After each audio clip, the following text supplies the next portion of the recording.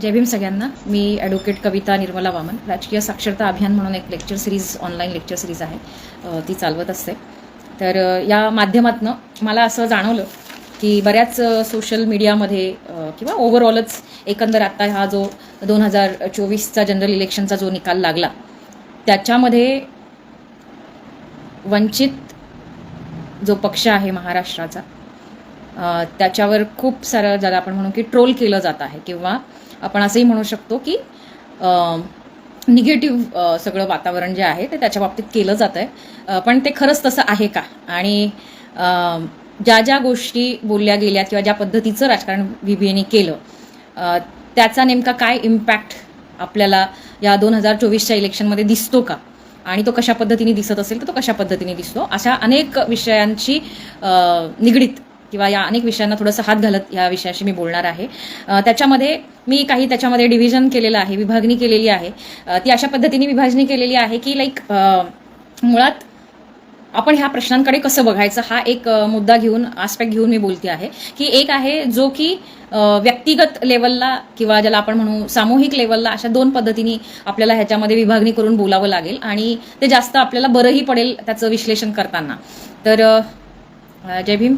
तर ह्याच्यामध्ये कशा कशा पद्धतीची मांडणी आपल्याला करायची आहे, म्हणजे मी करणार आहे. तर ती कशा पद्धतीने करणार आहे त्याचा थोडासा एक लेखाजोखा म्हणा की एक म्हणजे मी थोडंसं महाराष्ट्र सेंटरला ठेवून बोलणार आहे. म्हणजे माझा ऑल ओव्हर इंडिया असं विश्लेषण नसणार आहे. मी थोडंसं मर्यादित महाराष्ट्रापुरतं आणि काही एक दोन मुद्द्यांसाठी मला ऑल ओव्हर इंडियाच्या इलेक्शनचा काही रेफरन्स देण्यासाठी फक्त, पण त्याच्या पलीकडे खूप काही भारताच्या एकंदर लोकसभेचं इलेक्शन जे 2024 होतं त्या अनुषंगाने मी बोलणार नाही. तर हे मी महाराष्ट्र मर्यादित बोलते आहे, हे सगळ्यांना क्लिअर असू दे. दुसरं असं की ह्याच्यामध्ये इमोशनल ॲज वेल ॲज लॉजिकल, तार्किक असं दोन्ही अँगलनी बोलणार आहे. मुळात कुठलीही गोष्ट, मग ते इलेक्शन असू दे किंवा मग ज्याला आपण म्हणू की आपल्या पर्सनल लाईफमध्ये आपण ॲज अ व्यक्ती म्हणून इमोशनलही असतो आणि लॉजिक, दोन्ही गोष्टींचा बॅलन्स आपल्यामध्ये प्रत्येकामध्ये असतो. तो मानवी स्वभावाचा भाग आहे. त्यामुळे तो इलेक्शनमध्ये सुद्धा रिफ्लेक्ट होत असतो. त्याच्यामुळे विदाऊट इमोशन राजकारण चालतं का, तर असं होत नाही. बरंचसं राजकारण हे इमोशनल असतं असंही आपण म्हणू शकतो. रादर बाळासाहेबांनी या आत्ताच्या 2024च्या इलेक्शनचं वर्णन करताना हा कसा माइंड गेम आहे आणि त्या माइंड गेमवरच कुणी घाला घालत नाही आहे. त्यामुळे पहिली गोष्ट मी इथे मांडू इच्छिते की महाराष्ट्रातलं जे राजकारण ढवळून निघालेलं होतं, हे ढवळण्याचं काम जे आहे ते वंचित बहुजन आघाडीने केलं. म्हणजे खरंच कोंबडी शिजवायचं जे काम होतं ते बाळासाहेबांनी केलेलं आपल्याला ह्याच्यामध्ये दिसतं.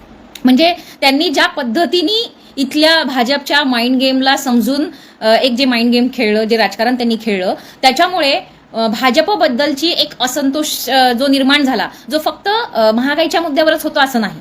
म्हणजे लोकांनी महागाईचे मुद्दे केलेले आहेत, लोकांनी जे घोटाळे झालेले आहेत त्याचाही मुद्दा केला, तोही मुद्दा बाळासाहेबांनी सुद्धा घेतलेला आहे, नाही असं नाही. परंतु या मुद्द्याच्या पलीकडे जाणारे जे वोट बँक होतं, जे हे बघत नाहीये. म्हणजे तुम्ही भारतातल्या अनेक व्हॉट्सअप किंवा फेसबुकवर अशा व्हिडिओजला तुम्ही बघितलं असेल की कितीही महाग झाला, अगदी माझे कपडे जरी उतरले तरी सुद्धा मी भाजपला मत देणार, अशी मानसिकता तयार झालेले लोक, भले त्याला लोकांनी अंधभक्त काय काय म्हणू देत, परंतु असे लोक तयार झाले या मानसिकतेचे, आणि ते अगदी काय म्हणू आपण त्याला नकळत अशा पद्धतीने ते बनले गेले. त्याच्यामुळे असा जो वोट बँक तयार झालेला आहे त्याला नेमका कसं रिफ्लेक्ट, कसं उत्तर देणार आणि त्याला कसं टॅकल करणार, तर ह्या वर्गाला टॅकल करण्याचं काम आंबेडकरवादी राजकारणानेच केलं. दुसऱ्या कुठल्याही सेक्युलर पक्षांनी हे केलेलं नाही, किंबहुना त्यांना ते जमलेलं नाही, असं एक माझं ऑब्झर्वेशन आहे.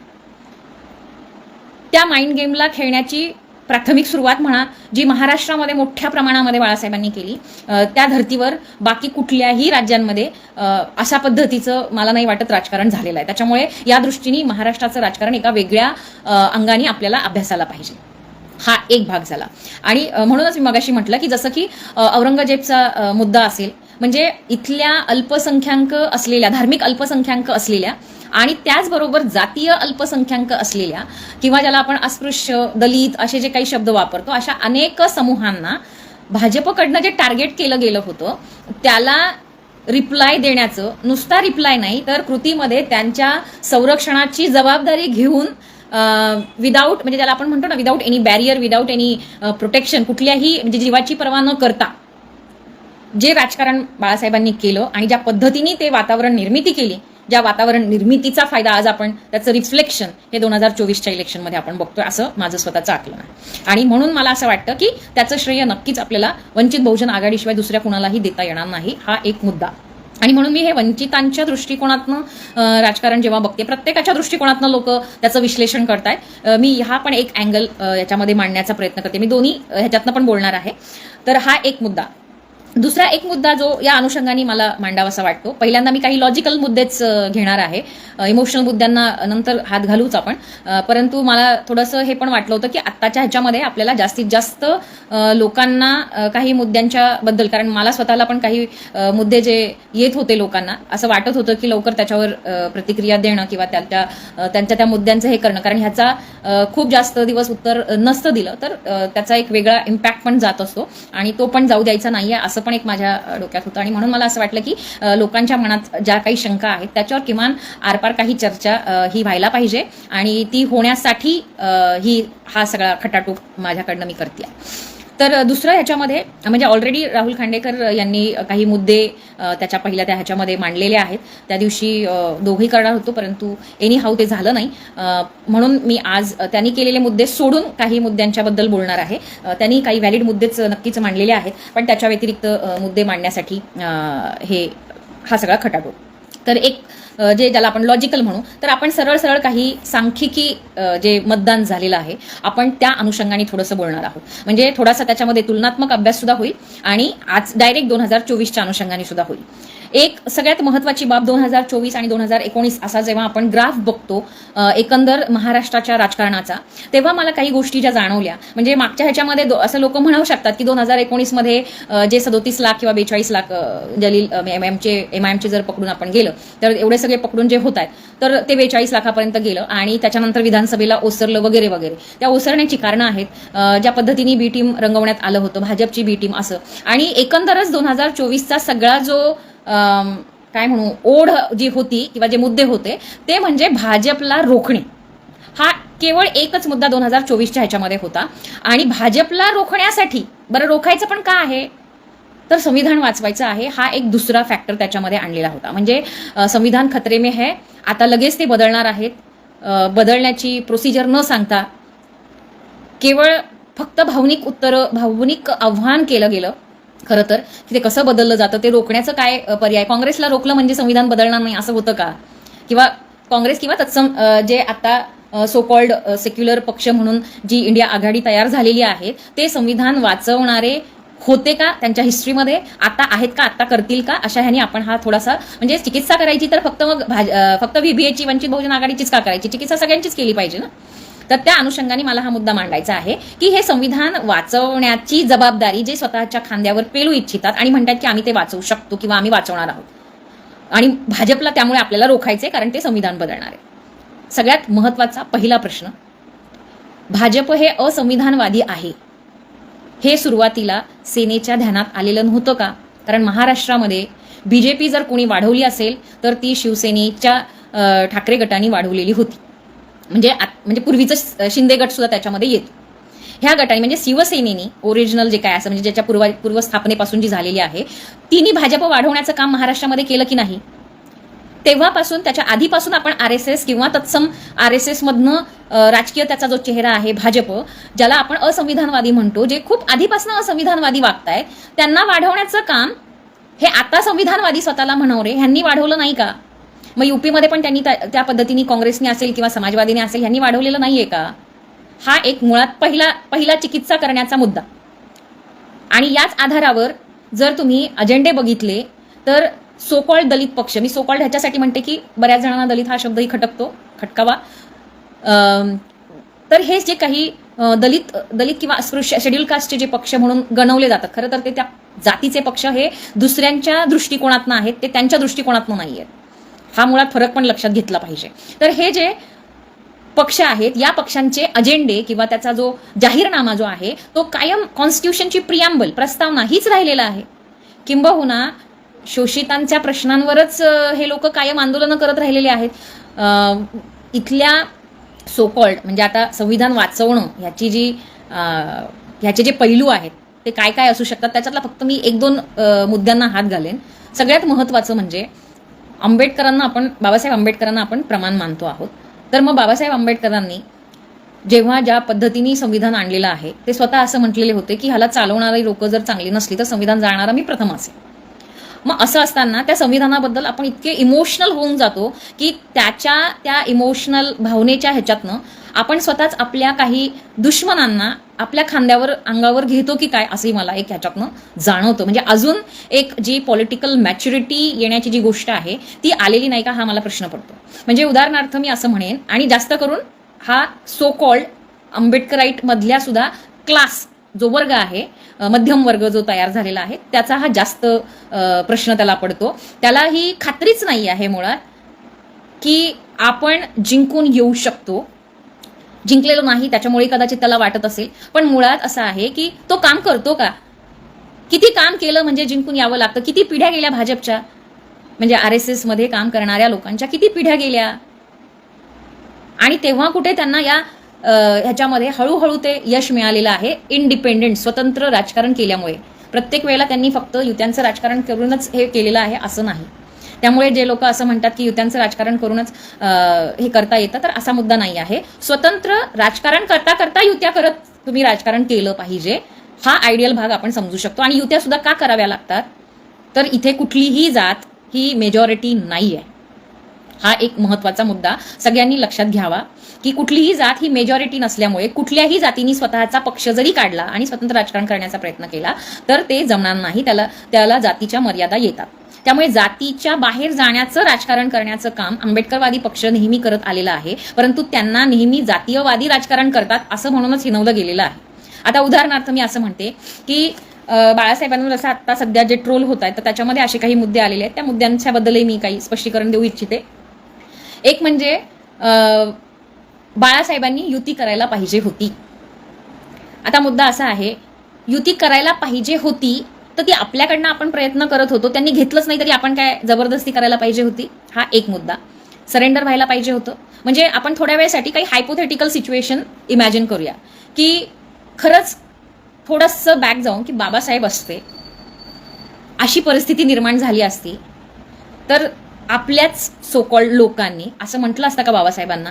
कारण की हे 1956 मध्ये हा प्रसंग झालेला आहे, म्हणून मी त्याचं हे सरळ सरळ म्हणते आहे की बाबासाहेब तुम्ही आता सध्या आहे ना आपल्याला संविधान वाचवायचं आहे. कारण हे लक्षात घ्या की बाबासाहेब सुद्धा या संसदीय राजकारणामध्ये इथल्या जातीय व्यवस्थेने त्यांना हरवलेलं आहे. त्यामुळे इथली जाती व्यवस्था ही तुम्हाला वोट ट्रान्सफर करून तुमचं स्वतंत्र स्वाभिमानाचं राजकारण उभं राहण्याच्या मानसिकतेमध्ये आहे. ती मानसिकता अजून झालेली नाही लोकांची. आणि त्याच्या आधीच ती मानसिकता न होता कास्ट ॲनिलेशनचं राजकारण न करता कास्ट टिकवण्याचं राजकारण आपण करणार आहोत का? ते बाबासाहेबांना अपेक्षित होतं का? मुळात या गोष्टीचा विचार आपण केला पाहिजे. आणि म्हणून म्हणजे बाबासाहेबांनी जे संविधान दिलेलं आहे, म्हणजे त्यातल्या बऱ्याचशा गोष्टी त्याचं इम्प्लिमेंटेशन होत नाही, अगदी काँग्रेसच्याही काळात झालेलं नाही. त्यांनी सुद्धा जो सवर्णांचा मुद्दा आहे, आरक्षणाचा, मंडल आयोगाचा मुद्दा सगळ्यांना माहिती आहे. म्हणजे मी हिस्ट्रीवर आता फारसं बोलणार नाही, परंतु हे मुद्दे त्यावेळेला तरी ती संविधानवादी होती का जी आज तुम्हाला वाटते? I don't know. या इतक्या वर्षांमध्ये काँग्रेसने असं कुठलं काम केलं की ज्याच्यामुळे ते संविधान वाचवू शकतात असं वाटतं? संविधान वाचवायचं असेल तर ज्यांना संविधानाची गरज जास्त आहे त्यांनीच वाचवण्याची जबाबदारी घेतली तरच ते वाचू शकेल, अन्यथा वाचण्याची शक्यता नाही आहे. काँग्रेसला ते वाचवायचं आहे. संविधान वाचवायचं म्हणजे नेमकं काय? म्हणजे त्याच्यातलं इम्प्लिमेंटेशन करणं, त्याच्यातल्या ज्या काही प्रोव्हिजन्स दिलेल्या आहेत त्याची अंमलबजावणी करणं म्हणजे संविधान वाचवणं ना, किंवा त्याच्यात दिलेल्या गोष्टीनुसार वागणं म्हणजे संविधान वाचवणं. असा जर आपण साधा सुद्धा अर्थ घेतला, अगदी मी आता त्या लॉच्या त्या अगदी अकॅडमिकमध्ये जात नाही किंवा त्या किचकट बाबी मी बोलणार नाही, जास्त त्याला कॉम्प्लिकेटेड करणार नाही, पण संविधान वाचवण्याचा अर्थ जर असा असेल तर मग आपण कुठल्या अँगलनी हे संविधान वाचवणारे आपल्याला दिसत आहेत. म्हणजे उदाहरणार्थ साधी गोष्ट आहे, ज्या पक्षांच्या ह्याच्यामधून म्हणजे बाबासाहेबांना आपल्याला सगळ्यांना माहिती आहे की संविधानाच्या माध्यमातून इथला जो वंचित वर्ग आहे, जो सत्तेपासून दूर आहे, ज्याला सत्तेपासून दूर ठेवलं गेलेलं आहे, अशा व्यवस्थेमधून त्याला त्या सत्तेच्या जवळ नेणं, त्या सत्तेचा वाटा देणं हे आंबेडकर वाद्यामध्ये बसतं की नाही? हे संविधानामध्ये बसतं की नाही? मग संविधानात जर ही अपेक्षा करतं आपल्याकडनं की जे सत्तेपासून लांब आहेत त्यांना तिथे न्यायचं आहे, तर आत्ताच्या म्हणजे अगदी 2024च्या या इलेक्शनमध्ये असं झालेलं आहे का? ज्या संविधान वाचवणाऱ्या लोकांनी अशा लोकांना सत्तेत वाटा दिलेला आहे का? आणि जर तो दिलेला नसेल, म्हणजे परत जर त्यांनी अप्पर कास्टमधल्या किंवा ज्याला आपण सरंजामी व्यवस्थेची संरक्षण करणाऱ्या लोकांना, काही घराण्यांना किंवा काही अशा लोकांनाच केवळ जर आणलं आणि परत त्यांनाच तिकीट देत असतील, म्हणजे एकीकडे असं म्हणायचं की आमचा नॅशनल पक्ष आहे, आम्हाला सगळे लोक मत देतात का? तर आमची आयडिओलॉजी सेक्युलर आहे म्हणून. एकीकडे असं म्हणायचं, मग तुम्ही कुठल्याही जातीतला व्यक्ती द्या ना, तो निवडूनच आला पाहिजे, कारण ते मतदान पक्षाचं आहे, तुमच्या आयडिओलॉजीचं आहे, तुमच्या विचारांचं आहे. मग तुम्ही तिथे जातीचं गणित का जोडता? का तुम्हाला त्यावेळेला मराठा किंवा तत्सम जातीच लागतात? कारण राजकारणामध्ये संख्या मॅटर करतं, त्यामुळे जातीवादाचं राजकारण हे ते लोक करतात. त्या उलट तुम्ही जर बघितलं वंचितचं 2019 त्याच्या आधीपासून त्यांनी हे प्रयोग केलेले आहेत, पण मी आता फक्त लेटेस्ट उदाहरण द्यायचे म्हणून मी हे देते आहे की एकदम ज्या कुठल्या जातीला कुणी ओळखत नाही, म्हणजे बऱ्याचदा मला वाटतं संजय राऊतांकडनं असं आलं होतं की बाळासाहेबांना काही राजकारण कळत नाही किंवा ते वेगळ्या पद्धतीचं राजकारण करतात. म्हणजे कसं की अशा लोकांना तिकीट देतात ज्यांना कोणी ओळखतच नाहीये. आता मूळ मुद्दा तोच आहे ना, की म्हणजे बाबासाहेबांचं हेच म्हणणं होतं, हाच पर्पज होता, हाच हेतू होता की संविधानाच्या माध्यमातून, संविधानिक मार्गाने अशाही वंचित कुठल्याही घटकाला मोकळं वाटावं, त्याला कोणीही मतदान करता येईल अशी परिस्थिती असली पाहिजे आणि तो निवडून जावा. स्वतंत्र स्वाभिमानाचा असेल तर कॉम्पिटिशन होऊ देत ना, कॉम्पिटिशनला कोणीही घाबरत नाही. शेवटी जो चांगला आहे तो जाणार आहे, असं होऊ शकतं जर चांगल्या पद्धतीचं कॉम्पिटिशन सगळ्यांनी नैतिक लेवलला खेळलं तर. पण जसं अकोल्यामधलं राजकारण मी एक उदाहरण म्हणून फक्त देते आहे की तिथे एकीकडे याच प्रस्थापित सत्ताधारी पक्षांकडनं किंवा इव्हन मध्यम वर्गाकडनं बऱ्याचदा ही डिमांड येते की शिकलेला पाहिजे, त्याला कायद्याचं नॉलेज पाहिजे, असे सगळी लोक असेल तर मग तो असा कॅन्डिडेट खरं तर निवडून यायला पाहिजे. हे आयडिओलॉजी सांगताना दिसतात, आयडियल म्हणून मांडताना दिसतात. प्रत्यक्षामध्ये इम्प्लिमेंट करताना बाळासाहेबांनी स्वतः उभं राहिलेले आहेत, ते ॲडव्होकेट आहेत, त्यांना लॉचं नॉलेज आहे आणि हे नुसता सोकॉल्ड वंचितांनी किंवा बौद्धांनी किंवा दलितांनी नाही मान्य केलेलं.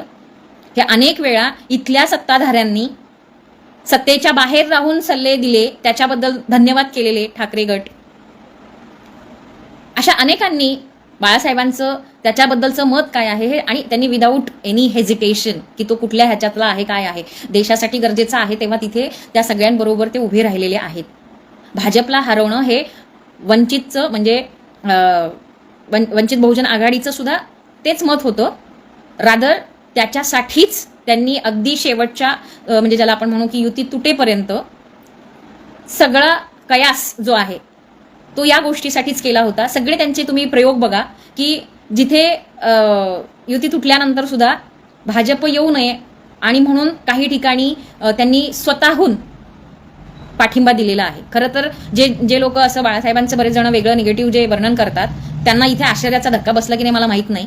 खरं तर बसायला पाहिजे होता की असं कसं वागले ते, पण त्याच्यावर चर्चा होणार नाही. ज्या पाठिंब्यामुळे काय काय गोष्टी घडल्या मी ते तुम्हाला त्याचं मला असं वाटतं की थोडंसं नाही का लॉजिकल पण होईल ते, की नुसताच बोलाची भात आणि बोलाचा कडी असं नाही आहे. उदाहरण दाखल म्हणजे आपल्याला खरंच ह्या सगळ्याच इंडिया आघाडीला सो कॉल्ड जर भाजपला हरवायचं होतं, हा एकच इंटेन्शन जर होता संविधान वाचवण्याचा, हा नंतर त्यांनी फक्त मतांसाठी केलेला सेकंड क्रायटेरिया होता. संविधान वाचवण्यापेक्षा स्वतः सत्तेमध्ये येणं हे त्यांना जास्त गरजेचं होतं. आणि ते तुम्ही म्हणजे आपल्या आत्ताच्या या 2024च्या त्या इलेक्शनमध्ये हा इमोशनल अजेंडा वापरून त्यांनी ते केलेलं आहे साध्य. ते आलेले आहेत निवडून, जे सत्तेमध्ये म्हणजे ज्या काँग्रेसला केवळ 1 सीट होती ती आज 13च्या घरामध्ये आहे. केवळ इमोशनल हे कार्ड खेळल्यामुळे की संविधान वाचवायचं आहे आणि भाजपला रोखायचं आहे. मला नाही वाटत की आंबेडकरी जनता भाजपला इतकी घाबरते किंवा संविधान वाचवणं म्हणजे त्या अर्थाने इतकं हे होण्याची गरज होती. त्याचं कारण असं की कारण हे सगळ्यात जास्त कुणाला अपील झालं तर ते क्लासला झालं मोठ्या प्रमाणामध्ये, मासलाही त्याच्यामध्ये थोडा प्रमाण पण ते जास्त नाही, पण क्लासचं जास्त मला दिसतं महाराष्ट्रामध्ये. कारण तशी अपीलं ओरली रिटर्नमध्ये अनेक ठिकाणी लिहिण्यातनं सुद्धा अपील केलं गेलं होतं. त्याच्यामुळे ते जास्त मोठ्या प्रमाणात त्यांच्याकडनं झालेलं आहे. तर त्याच्यामध्ये काय नेमका इफेक्ट दिसतो ते मी सांगणार होते, मी ते विसरायच्या आधी सांगते की अकोल्यामध्ये तुम्हाला माहिती आहे की 5 लाख जे वोट आहे ते मुळात भाजपचं तिथे आपल्याला दिसतं. भले तो कॅन्डिडेट एकदाही अकोल्यासाठी बोललेला नसेल, एकदाही त्यांनी तोंड उघडलेलं नसेल, असे खासदार आपल्याला चालतात. भाजपचा तो खासदार तिथे निवडून आलेला आहे. असा आय डोंट नो खरंच भाजपला सुद्धा असे खासदार कसे चालू शकतात. कुठल्याही ज्याला आपण म्हणू तत्व नैतिकता असलेला जो माणूस असेल त्याला असा माणूस कसा चालू शकेल की तो त्याच्या ज्या ह्याच्यातनं निवडून आलेला आहे मतदारसंघातनं, त्या मतदारसंघासाठी काहीच करत नाही आणि तरीही लोक त्याला दुसऱ्यांदा सुद्धा निवडून देतात त्याच्या मुलाला. घराणेशाहीचा एकीकडे आरोप करून भाजप स्वतः घराणेशाही चालवते. तर अशा ठिकाणी कंप्लीट भाजपला हरवायचं हेच जर इंटेन्शन इंडिया आघाडीचं असतं तर तिथे त्यांनी व्हीबीए बरोबर जर आघाडी केली असती, म्हणजे युती केली असती, त्यांनी केली असती तर आपण तयारच होतो. पण आपल्याबरोबर आपला स्वाभिमान शून्य करून आपल्याला त्यांच्याबरोबर युत्या करायच्या नाही आहेत. हे खूप क्लिअर एकंदर त्या ह्याच्यामधनं केलं होतं आणि त्याच्यातही बाळासाहेबांनी बॅलन्स करण्याचा प्रयत्न केला, स्वाभिमान पण एकीकडे टिकवण्याचा प्रयत्न केला आणि ॲट द सेम टाइम अशा पद्धतीचं राज्यामध्ये कसं राहू शकते ह्याचं सुद्धा त्यांनी. थोड्या वेळाने इंटरनेटचा प्रॉब्लेम. ओके. तर ह्याच्यामध्ये जर युतीमध्ये जर आघाडीमध्ये जर सोकॉल दलित पक्ष असता, त्यांच्या दृष्टीने दलित पक्ष असता आणि आपल्या दृष्टीने आपली युती झाली असती तर काय काय होऊ शकलं असतं अगदी 2024च्या ह्याच्यामध्ये. आपल्याला माहिती आहे 2019मध्ये तर 42 लाखांनी जो धुवा उडवला होता त्याच्या जीवावर आपण बार्गेनिंग करू शकलो असतो, अनेक गोष्टी झाल्या असत्या. तर आपल्या वोटिंगवरच आपण बार्गेनिंगच्या त्या पोझिशनमध्ये येत असतो. हे सातत्याने का सांगावं लागतं आय डोंट नो, पण हे दिसतंय सांगावं लागतंय. तर ह्याच्यामध्ये सुद्धा अकोल्यामध्ये ही युती झाली असती तर भाजप तिथे हरलं असतं, बाळासाहेब निवडून आले असते किंवा काँग्रेस तरी निवडून आलं असतं. युतीमध्ये कसं ठरलं असतं त्या पद्धतीने, म्हणजे आपण पूर्ण सरेंडर झालं असतो तर चे गणित नसतो झालो, ती सीट मिळाली असती, साहजिक आहे ती त्यांचा हक्कच होता, ती मिळाली असती तर आपण तिथे निवडून आलो असतो आणि भाजप हरला असतं. दुसरं ठिकाण आहे बीड.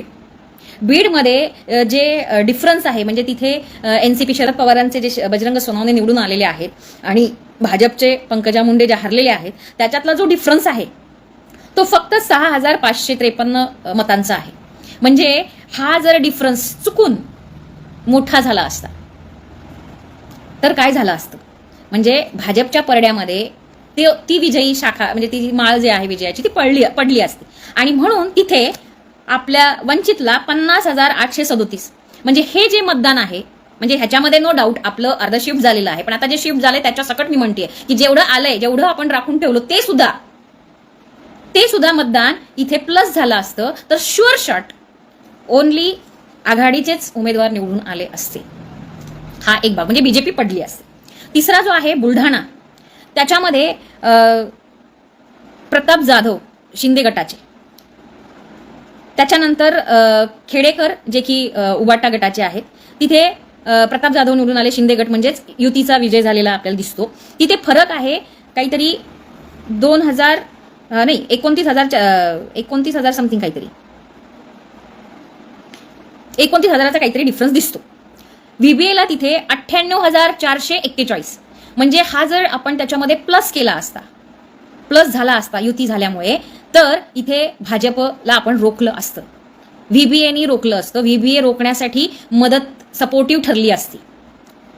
तर हा एक बुलढाण्यातला. त्याच्यानंतर हातकणंगलेमध्ये सुद्धा जो शिंदे गट आहे धैर्यशील माने तो वर्सेस उबाटा गट, ज्याच्यामध्ये सत्यजित म्हणून एक आहे, त्यांचं 5,06,000 समथिंग आहे आणि यांचे 5,20,000 म्हणजे साधारण जो डिफरन्स आहे तो काहीतरी 13,426 इतक्या मतांचा आहे.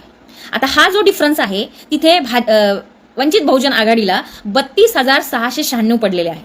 म्हणजे माझं म्हणणं आहे आमच्यातले अर्धे फोडले आपण असं म्हणूया. म्हणजे त्या भीतीमुळे अर्धा क्लास जरी तिकडे गेलेला असला तरी सुद्धा उरलेल्या ह्याच्यावर सुद्धा वंचितनीच मदत केली असती तर इथे म्हणजे वंचित बरोबर यांनी युती केली असती तर इथे धैर्यशील माने पडला असता, म्हणजेच बीजेपी हरली असती.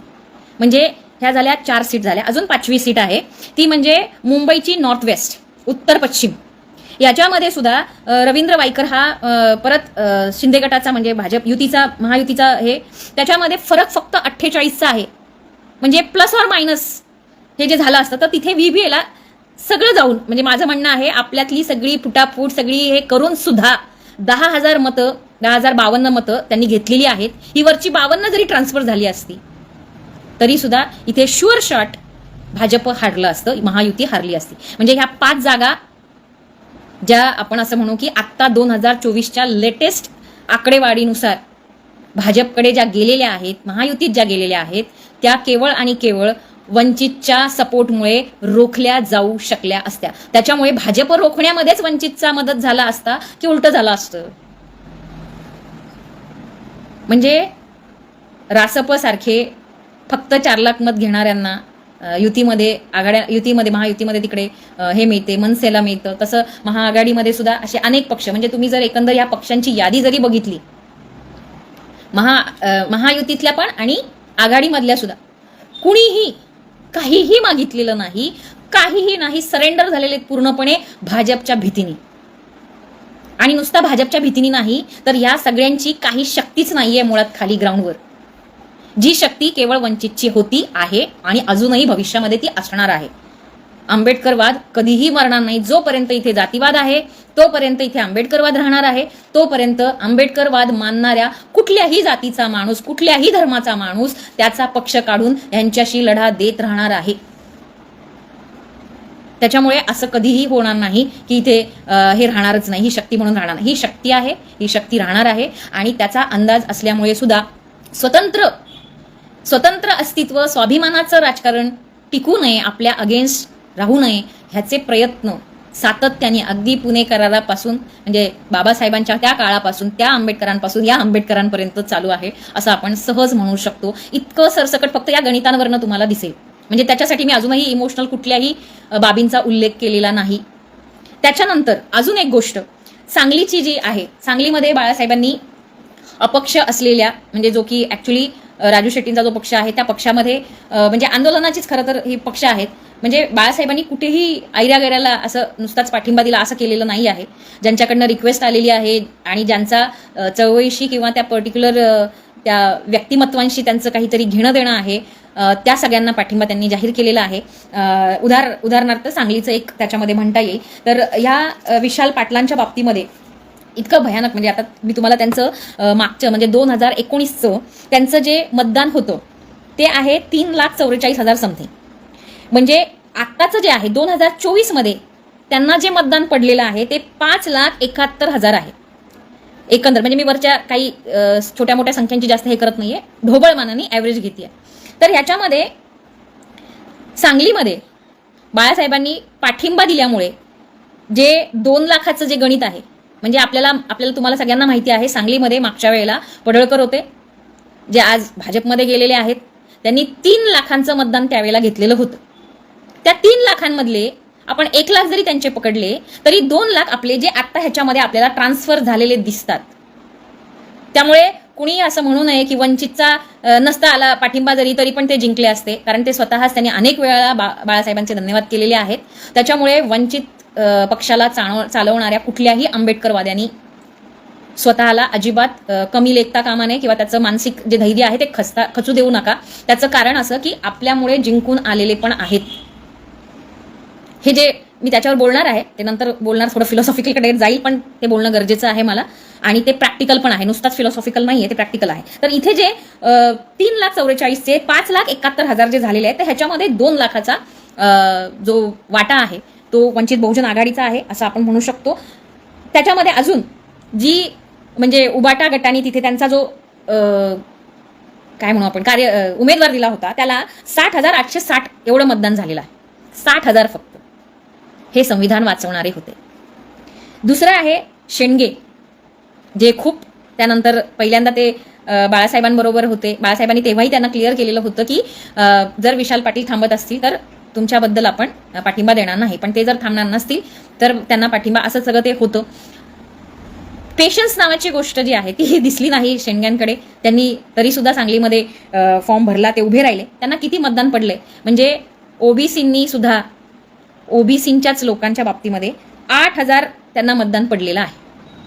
शेंडगे ओबीसी संघातनं जे उभे राहिलेले होते, ओबीसी संघाचा जो नवीन त्यांनी पक्ष काढला, खरं तर एक पॉझिटिव्ह आहे. ओबीसींच्या ह्याच्यामध्ये जर राजकीय अस्मिता जागू होऊन त्यांनी जर अशा पद्धतीने एक राजकारण करण्याचा प्रयत्न केला तर ते जसं नॉर्थमध्ये भारताच्या उत्तर भागामध्ये जे दिसतं आपल्याला चित्र तसं काही निर्माण झालं तर चांगली गोष्ट आहे. परंतु ओबीसी हा अजून तेवढा जागृत आहे का, मला जरा प्रश्न आहे.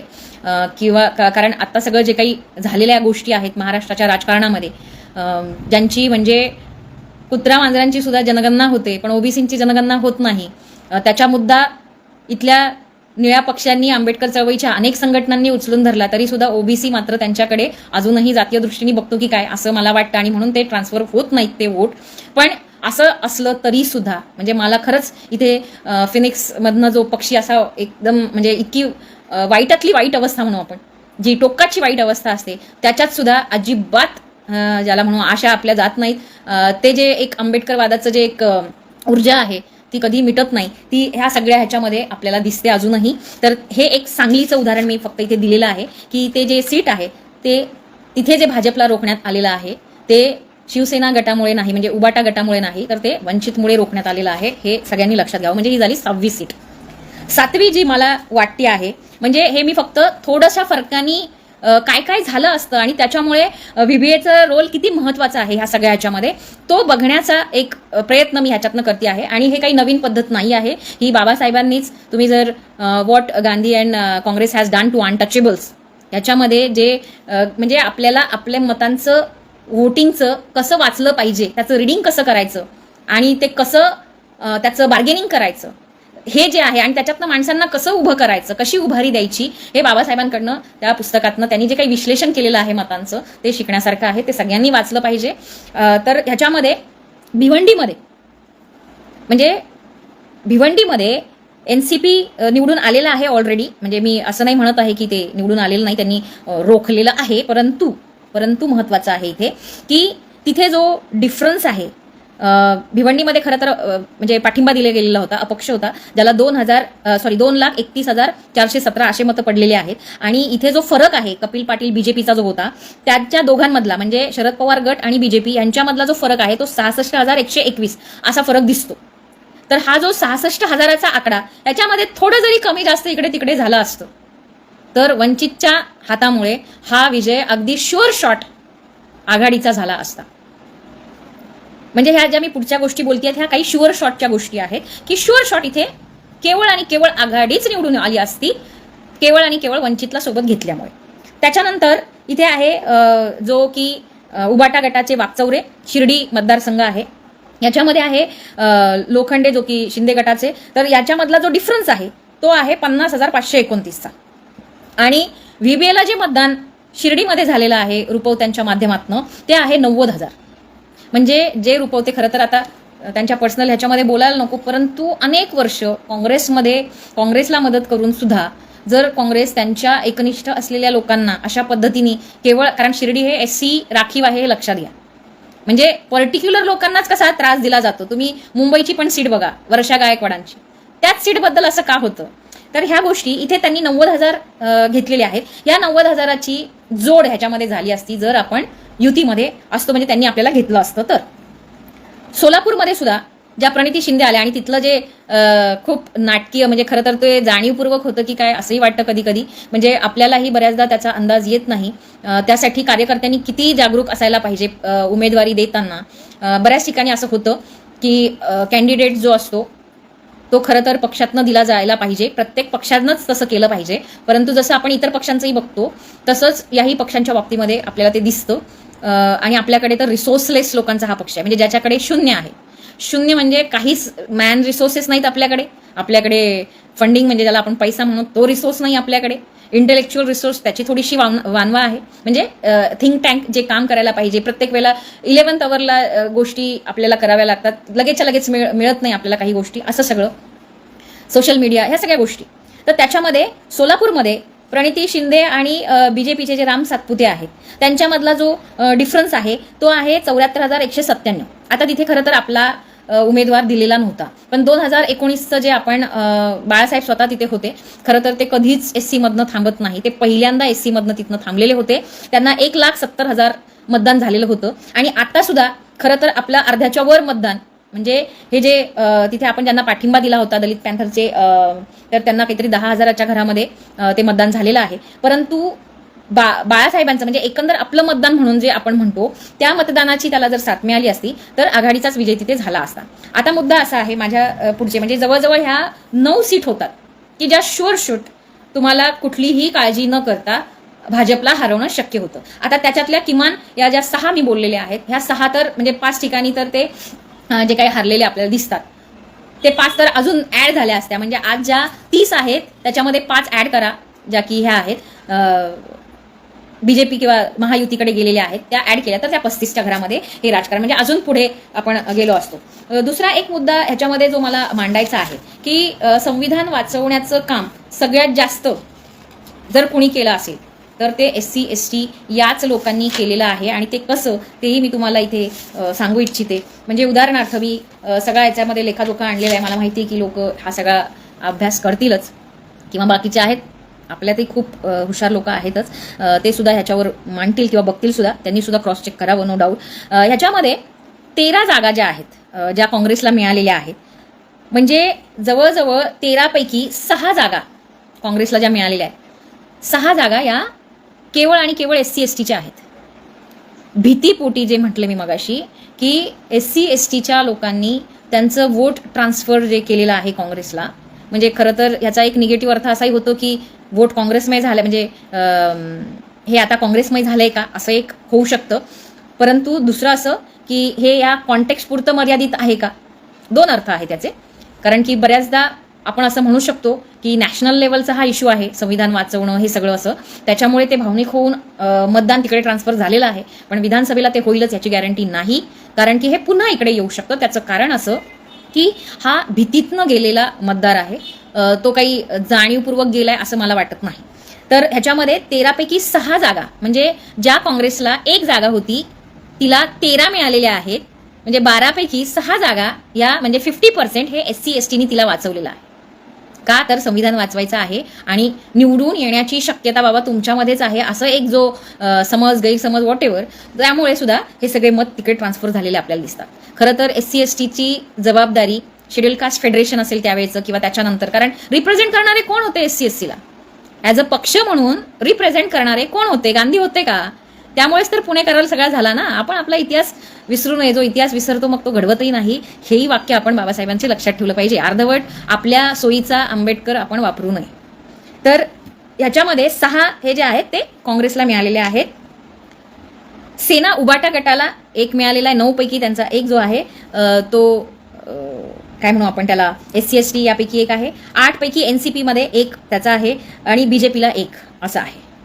म्हणजे मी ओव्हरऑल जेव्हा ह्याचा अभ्यास केला की खरंच SC STचं हे वोट कुठे ट्रान्सफर झालेलं आहे ऑल ओव्हर इंडियामध्ये, आणि त्याचं कारण नो डाऊट हे होतं. म्हणजे माझं तर उलट असं एक म्हणणं आहे की मोठ्या प्रमाणामध्ये ज्याला आपण म्हणू की SC या घटकांनी संविधान वाचवण्याच्या नावाखाली खूप मोठ्या प्रमाणामध्ये त्यांच्या पक्षांना सोडून, त्यांचं स्वतंत्र राजकारण सोडून काँग्रेसवर विश्वास अधिक ठेवलेला आपल्याला दिसतो ऑल ओव्हर इंडियाचं. आता मी म्हणते महाराष्ट्रात पण तसंच झालेलं आपल्याला दिसतं, कारण बाकी सगळ्यांना 1-1 आहे, त्यांना मात्र 6 आहे. आणि म्हणूनच आपण बार्गेनिंग पॉवर कुणाची वाढवली भारतामध्ये? काँग्रेसची वाढवली, जी पूर्णपणे मेलेली होती. तिला जिवंत करण्याचं काम, पाप व्हॉटेवर पाप आपण त्याच्यामध्ये पाप आणि पुण्यामध्ये हे करत नाही, पण ते झालेलं आहे.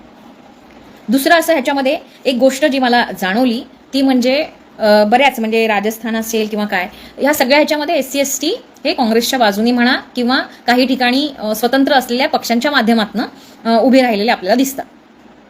स्वतंत्रच्या बाजूनी फारच मायनर आहे, म्हणजे त्यांचा विजय फार कमी ठिकाणी, जसं उदाहरणार्थ चंद्रशेखर आझाद हे नगिनामधनं रिझर्व्ह कॅटेगरी आहे SC, त्याच्यातनं निवडून आलेले आहेत. विकेसी मला तर नाव हे गेलं, पण तामिळनाडूमधला जो आहे तो त्याचे 2 जे आलेले आहेत ते रिझर्व्ह कॅटेगरीमधनं आलेले आहेत. त्याच्यामुळे भाजपसारख्या जो दहशत निर्माण करतो, दहशतीतनं त्याचं वोट बँक तयार करत आहे, त्या दहशतीला पुरेपूर उत्तर देणारी ताकद ही SC ST मध्ये आहे, हे ह्याच्यातनं दिसतं. म्हणजे काही राज्य सोडले कारण मी हे पण ऑब्झर्व करते आहे, म्हणजे आपण एकांगी नको व्हायला. काही ठिकाणी असंही दिसतं, स्पेशली छत्तीसगड, मध्य प्रदेश, ह्या सगळ्या भागांमध्ये जिथे एस टी मोठ्या प्रमाणामध्ये आहे, तर एस टीमध्ये मोठ्या प्रमाणात एस टीचं भाजपीकरण जे आहे ते झालेलं आहे. जसं मी मगाशी म्हटलं की या निमित्ताने एस सींचं काँग्रेसीकरण होतंय का, आणि याच निमित्ताने एस टींचं भाजपीकरण होतंय का. म्हणजे असायला दोनच पक्ष जे दिसत आहे ते काँग्रेस आणि भाजप यांच्या व्यतिरिक्त कोणी असू नये, किंवा ओबीसींनी स्वतःचं, जसं समाजवादींनी रिजनल पार्टी जी उत्तर प्रदेशमध्ये, तिथे पण सगळ्यात म्हणजे ज्याला आपण म्हणू की चार एस सी एस टींच्या ज्या आहेत त्या एस पीला ट्रान्सफर झालेल्या आहेत इन्स्टेड ऑफ BSP. आणि बीजेपीला सुद्धा एस सीच्या बऱ्याच, म्हणजे किती, 1 2 3 4 5 6 7 8 जागा त्यांना मिळालेल्या आहेत. म्हणजे हे जे भाजप तिथे खरं तर निम्म्यावर आलेलं आहे, ही एक पॉझिटिव्ह गोष्ट. एवढ्यासाठी की अतिताईपणा खूप झालेला आहे त्यांचा. त्याच्यामुळे कुणाचीही माज मस्ती जी काही, ज्याच्यातनं म्हणजे सत्तेची एक जी नशा आणि त्याच्यातनं जे काही वागणं येतं, जे हुकुमशाहीकडे जाणार आहे ते संविधानाच्या विरोधात आहे. त्याला एक टक्कर देण्याची ज्यांची ताकद आहे असं ज्या लोकांना वाटलं, लोकांनी फक्त त्याच पक्षांना सरळ सरळ मदत केलेली आपल्याला दिसते. म्हणजे ह्याच्यामध्ये त्यांनी अगदी स्वतःचं स्वतंत्र बाणा अस्तित्व घालवून सुद्धा ही किंमत मोजलेली आहे असंही आपण म्हणू शकतो. खूप मोठी किंमत ॲक्च्युली मोजलेली आहे. ते विधानसभेमध्ये तसं करू नये असं एक वाटतं. म्हणून सुद्धा ही माहिती देणं मला वाटलं की गरजेचं आहे. या निमित्ताने का होईना त्याच्यामध्ये आपल्याला बोलता येऊ शकतं. आणि बिहारमध्ये JDO, LGP, काँग्रेस, नंतर हिंदुस्थान आवाम मोर्चा ह्याच्यामध्ये एक, म्हणजे की जतीन राम मांझी. पण हे काँग्रेस सोडलं तर हे जे आहेत JDU, LGP आणि हिंदुस्थान आवाम मोर्चा सुद्धा, म्हणजे जतीन राम मांझीचा सुद्धा, हे तिन्ही महायुतीच्या बरोबर, म्हणजे ज्याला आपण म्हणू की NDA आघाडी बरोबर आहेत. त्याच्यामुळे त्यांचं भाजपीकरण, म्हणजे काही ठिकाणी भाजपीकरण, काही ठिकाणी काँग्रेसीकरण वाचवण्यासाठी ही एवढी मोठी किंमत जी आहे ते चुकवतायत असं आपल्याला दिसून येतं. तर हा एक भाग मला या अनुषंगाने मांडायचा होता. आणि जे जनरल कॅटेगरीमध्ये, म्हणजे मला हा एक फरक सुद्धा इथे जाणून द्यायचा आहे की आपण आता मी जे सांगितलं, तामिळनाडूमधल्या 2 आणि चंद्रशेखर आझाद यांची UP मधली 1 सीट, जे स्वतंत्र स्वाभिमानी राजकारण करू इच्छितात अशा आंबेडकरवादी राजकीय पक्षाची आपण म्हणूया की एक विजय झालेला आहे. ही एक चांगली बाब सुद्धा आहे. परंतु असं असताना सुद्धा मी हा फरक करते आहे, आणि तो जाणीवपूर्वक करते आहे. ट्रोल होऊ शकतं, पण झालं तरी चालेल, काही हरकत नाही. तो हा फरक आहे की जे बाळासाहेबांवर, कारण त्याच्या माध्यमातून त्यांच्यावर एक आरोप सुद्धा केलेला आहे की तुम्ही पण स्वतंत्र स्वाभिमानी राजकारण करता, पण तुम्ही निवडून नाही आलात. तर मला इथे अजून एक हा मुद्दा सांगायचा आहे की बाळासाहेब हे ओपन जनरल कॅटेगरीच्या ह्याच्यातनं निवडणुकीला उभे राहिलेले आहेत. आणि हे 3 जे आलेले आहेत निवडून, ते SC रिझर्व्ह कॅटेगरीच्या त्या मतदारसंघातनं निवडून आलेले आहेत. हा एक भाग. चंद्रशेखर आझादांचं मी थोडंसं फक्त हे बघितलं की जे 5 लाख त्यांना वोटिंग झालेलं आहे ते कधी काळी BSPचंच होतं. म्हणजे आपलेच वोट नंतर वेगळ्या ह्याच्यामध्ये ट्रान्सफर झालेले आहेत. म्हणजे त्यांचं वैयक्तिक काही असू शकतं, कारण त्यांनी काही नक्कीच तिथे योग्य भूमिका पण काही वेळेला घेतलेल्या आहेत, बजावलेल्या आहेत. परंतु अजूनही ज्या पद्धतीचं ते नेतृत्व उभं राहील त्याला अजून थोडासा अवकाश आहे असं म्हणेन. पण हा पण भाग आपण बघितला पाहिजे. आणि हा भाग मला असं वाटतं की आंबेडकरवादी राजकारणाच्या दृष्टीने खूप महत्त्वाचा आहे. बाबासाहेबांनी त्यावेळेला सुद्धा जेव्हा स्वतंत्र मतदारसंघाची भूमिका मांडली होती त्यावेळेला सुद्धा हे म्हटलेलं होतं. म्हणजे जातीयवाद कसा दिसतो आपल्याला, म्हणजे वर्षा गायकवाड, किंवा म्हणजे मी नावापुरतं घेते आहे, मला वैयक्तिक त्यांना कुणालाही हे करायचं नाही आहे, कारण तिचीही जी जीत झालेली आहे तीही खूप महत्त्वाची आहे वेगळ्या अर्थाने. एक म्हणजे ती जागा मिळवून मग तिचं तिकीट कापलं जाणं आणि निवडून येणं आणि त्याच्यात उज्ज्वल निकमला हरवणं ही सोपी बाब नाही आहे. त्यामुळे त्यांचं पण एक चांगलं हे झालं. पण मला ह्याच्यामध्ये हा मुद्दा आणायचा आहे की जेव्हा आपण स्वतंत्र राजकारण करत असताना जनरल ह्याच्यातनं मतदारसंघातनं जेव्हा आपण उभे राहतो, तुम्ही एका पर्टिक्युलर कॅटेगरीचे आहात, तुम्ही ओपन नाही आहात, ठीक आहे, आणि तरी सुद्धा तुम्ही ओपनमधनं लढण्याचा जेव्हा प्रयत्न करतात तेव्हा तिथला जो ओपन मतदारसंघ आहे तो तुम्हाला किती मतदान करतो, त्याची जातीय मानसिकता जी आहे की एखाद्या खालच्या जातीचं नेतृत्व स्वीकारायचंच नाही का, तर ते खालच्या जातीचं आहे म्हणून, म्हणजे त्याची क्वालिटी न बघता त्याला वोटिंग न करणं हे जातीय मानसिकतेचं लक्षण आहे. आणि तो पण एक फॅक्टर मला इथे वाटला सांगावासा, जो की बाबासाहेबांच्या काळापासून त्यांनी सांगत आलेले आहेत की जेव्हा ह्या जातीचे लोक उभे राहतील तेव्हा त्यांना वोटिंग होणार नाही, आणि म्हणून आम्हाला स्वतंत्र मतदारसंघ पाहिजे आहे की जिथे अशा पद्धतीचं डबल वोटिंगचं जे आहे ते होऊ शकेल आणि चांगल्याच माणसाला वोटिंग सुद्धा जाईल, ह्याची पण खातरजमा स्वतंत्र मतदारसंघाच्या त्या भूमिकेतनं त्यांनी घेतलेली होती. पण ते काँग्रेसने हाणून पाडलं आणि एक पाऊल बाबासाहेबांना मागे जावं लागलं. परंतु त्यांनी त्या पुणे कराराचा सुद्धा धिक्कार नंतर केलेला आहे की कशा पद्धतीने त्याचा वापर अजूनही बाबासाहेब गेल्यानंतर सुद्धा अजूनही चाललेला आहे. म्हणजे इथे जातीचं राजकारण कोण करतंय मग, हे आपण इथे मला वाटतं की सांगावंसं वाटतं. म्हणजे मी जेव्हा बाळासाहेबांच्या सीटबद्दल बोलते अकोल्याच्या, जेव्हा तिथल्या लोकांशी जे कॅन्डिडेट दिलेले आहेत किंवा होते आधी पण जेव्हा बाळासाहेब पडलेले आहेत तेव्हा कशा पद्धतीचे आहेत, त्यांनी कधीही म्हणजे बाळासाहेबांना खरंच म्हणजे निवडूनच यायचं असतं तर त्यांनी युती करून सुद्धा निवडून आले असते. दुसरं असं की SC कुठल्या तरी ह्याच्यातनं उभं राहून त्यांनी असं मतदारसंघ निवडला असता जो सेफ असता आणि तिथे त्यांनी युत्या करून निवडून आले असते. असा सगळा प्रकार करून ते कुठल्याही पद्धतीने निवडून येणं त्यांना फार अवघड आहे असं मला वाटत नाही. जे वर्षा गायकवाड येऊ शकतात किंवा ज्या आता काँग्रेसला ज्या 6 सीटा मिळालेल्या आहेत ते येऊ शकतात, बाळासाहेब का नाही येऊ शकत? येऊ शकतात ना. परंतु त्यांना आंबेडकरवादी राजकारण करायचं आहे, ज्याच्यामध्ये इथल्या लोकांची मानसिकता बदलवणं, त्यांचं जातीकडे बघण्याचा दृष्टिकोन बदलवणं, हा जो भाग आहे हा खूप महत्त्वाचा फॅक्टर आहे. आपल्याला जे राजकारण करायचं आहे ते ॲनिहिलेशन, ही जातीय मानसिकता मोडण्याचं राजकारण करायचं आहे. हा महत्त्वाचा मुद्दा मला इथे, तो फिलॉसॉफिकल जरी असला तरी तो प्रॅक्टिकलमध्ये अशाच पद्धतीने आणता येऊ शकतो. त्याला दुसरी मेथड नाहीये. नाहीतर सांगावं मला इतरांनी सुद्धा की कुठली मेथड आहे, कुठल्या पद्धतीने तुम्ही ही मानसिकता राजकारणाच्या या प्रक्रियेमधनं, या क्षेत्रातनं बाहेर काढू शकता. कोण आहे जे खालच्या जातीचं म्हणजे क्वालिटी असलेला खालच्या जातीतला माणूस जर आलेला असेल, मेरिट होल्डर आहे, पण तरी सुद्धा त्याला त्याचं स्थान मिळत नाही कारण त्याचं सामाजिक स्थान खालचं आहे. ही मानसिकता इथल्या लोकांना बदलावीशी वाटते का? उच्च जातीय लोकांना ही बदलावीशी वाटते का की जर क्वालिटी असेल तर मी देईल मतदान, करेल त्याला सुद्धा. पण ते जातीचे कार्ड खेळतात राजकारणामध्ये अशा पद्धतीचे जातीचे कार्ड खेळल्या गेल्यामुळे अनेक म्हणजे त्यामुळे सुद्धा हे संविधानाचं हार आहे हे लक्षात घ्या. अर्ध संविधान आपलं इथेच गळालेलं आहे. ज्या संविधानाच्या ह्याच्यातनं गरीबातला गरीब माणूस निवडून यायला पाहिजे ना, येतो का? आजची अशी एन्व्हायरमेंट, असं वातावरण ह्यांनी ठेवलेलं आहे का? आजचं राजकीय वातावरण किती दूषित झालेलं आहे की ज्याच्यामध्ये पैशांचा वापर केल्याशिवाय निवडून येऊ. मग आता मला सांगा, आपल्याकडे ॲज कम्पेअर म्हणजे तुलना जर केली, पैशांची तुलना केली आपण कमी आहोत, माणसांची तुलना केली आपण कमी आहोत संख्येने, मग आपण राजकारण करायचं नाही का? म्हणजे बाबासाहेबांनी जेव्हा गांधीजींचा एकमेव पक्ष, खरं 51 मध्ये जर मी तेवढ्यासाठी ती लिस्ट पण काढली, 51 मध्ये अनेक पक्ष होते, असं नाही की एकच पक्ष होता, पण आपल्याकडे एक पक्षीय राजकारण, मेजॉरिटीचं राजकारण, म्हणजे आपण हरलोय कुठे? बहुसंख्याकवादाच्या राजकारणामध्ये आपण हरलेलो आहोत, बहुसंख्यीय जातीय राजकारणामध्ये आपण हरलेलो आहोत. तिथे आपण काही करू पण शकत नाही जोपर्यंत या बहुसंख्याक असलेल्या जातीचा चष्मा उतरत नाही. त्यांच्या जातीचा चष्मा जोपर्यंत ते उतरवून माणसाला माणूस म्हणून बघणार नाही तोपर्यंत आपल्याला हा लढा द्यायचा आहे. तोपर्यंत बाबासाहेबांना त्यांचा पक्ष, त्यांचं राजकारण असणं त्यांना गरजेचं वाटतं. आणि म्हणून बाबासाहेब त्यावेळेला एक वेगळा पक्ष काढतात जो SC STचं रिप्रेझेंटेशन, प्रतिनिधित्वाची लढाई म्हणतो ना आपणच. मग ही प्रतिनिधित्वाची लढाई ही तुम्ही एका कुठल्या तरी पक्षाला सरेंडर होऊन करू शकता का? आणि असं सरेंडर होऊन संविधान वाचवता येतं का? तर मला असं वाटतं की ते येऊ शकणार नाही.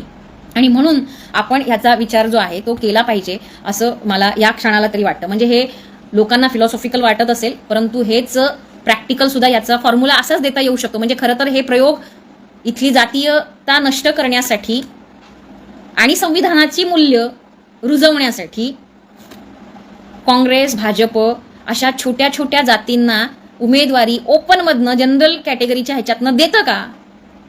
SC ST मधनं तर त्यांची मजबुरी आहे देणं आणि त्यांना निवडून आणणं. त्यांच्या पक्षातनं निवडून आणणं ही त्यांची मजबुरी आहे का? कारण जर SC ST मधनं इंडिपेंडेंट आणि स्वाभिमानी नेतृत्व निवडून आलं तर भारतामध्ये 131 जागा आहेत. काय काय करू शकतात, काय पद्धतीचं राजकारण बदलू शकेल. आणि म्हणून कधी कधी असंही वाटतं की पुन्हा एकदा SC STचं म्हणजे रिपब्लिकनची आयडेंटिटी जी की ब्रॉड आहे, त्या ब्रॉड आयडेंटिटीला सोडून जसं बाबासाहेबांना काय म्हणू आपण, इंडिपेंडेंट लेबर पार्टी जी होती त्याचं जो ब्रॉड आस्पेक्ट होता त्याला सोडून SCF व्हावं लागलं. तसं आता रिपब्लिकन सोडून पुन्हा एकदा SCFचे प्रयोग आपण करायचे का, असा एक मला एक प्रश्न पडलाय, किंवा असं एक वाटून जातं की अशी काही भूमिका ह्या काळात घ्यावी लागते की काय, की काही नाही मग मजबूत करू आपलंच राजकारण असं. तर कदाचित तोही प्रयोग मला माहीत नाही, करता येऊ शकतो, केलाही हरकत नाही करण्यासही. त्यानिमित्ताने का होईना पुन्हा एकदा एकत्र मोठ बांधण्याची, एकमेकांसोबत राहण्याची, बोलण्याची, लोकांमध्ये जाण्याचीच आपली कमी होत चाललेली आहे आणि सरेंडर करण्याची वृत्ती वाढत चाललेली आहे की काय, हा एक मला प्रश्न पडतो. कारण ही वृत्ती काही आंबेडकरवादी, मग तो कुठल्याही जाती धर्माचा माणूस असेल त्याची असू शकत नाही. तो अशा पद्धतीने सरेंडर करूच शकत नाही. आंबेडकर जो वाचतो त्याच्यामध्ये अप्रतिम बदल होतो, चांगला बदल असतो तो त्या लेवलला माणसं, म्हणजे परिवर्तनाची लढाई आहे ही. आणि बाबासाहेबांनी जेव्हा घटना दिली त्याच वेळेला हा मुद्दा मांडलेला होता की आज आपण एका कॉन्ट्रॅडिक्टरी वर्ल्डमध्ये, जगामध्ये पाय ठेवत आहोत, जिथे एकीकडे तुम्हाला राजकीय समानता वाटती आहे, जे की नाही ॲक्च्युअलमध्ये, आणि दुसरीकडे सामाजिक आणि आर्थिक या दोन्ही ह्याच्यामध्ये आपण समान नाही आहोत. तर अशा कॉन्ट्रॅडिक्टरी अजूनही ते बदललेलं नाही आहे चित्र.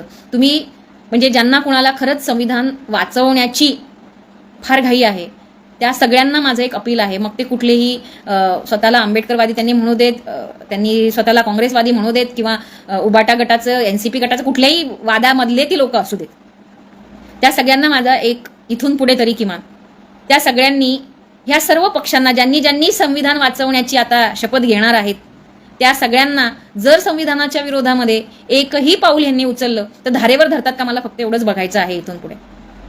जर त्यांनी धारेवर धरलेलं नसेल म्हणजे खरंच इथून पुढे अन्याय अत्याचार होणार नाहीत का. कारण संविधानाची जबाबदारी आहे ही की कुठल्याही दलित, मुस्लिम लोकांवर मॉब लिंचिंग सारखे प्रकार, ॲट्रोसिटी सारखे प्रकार होऊ नये.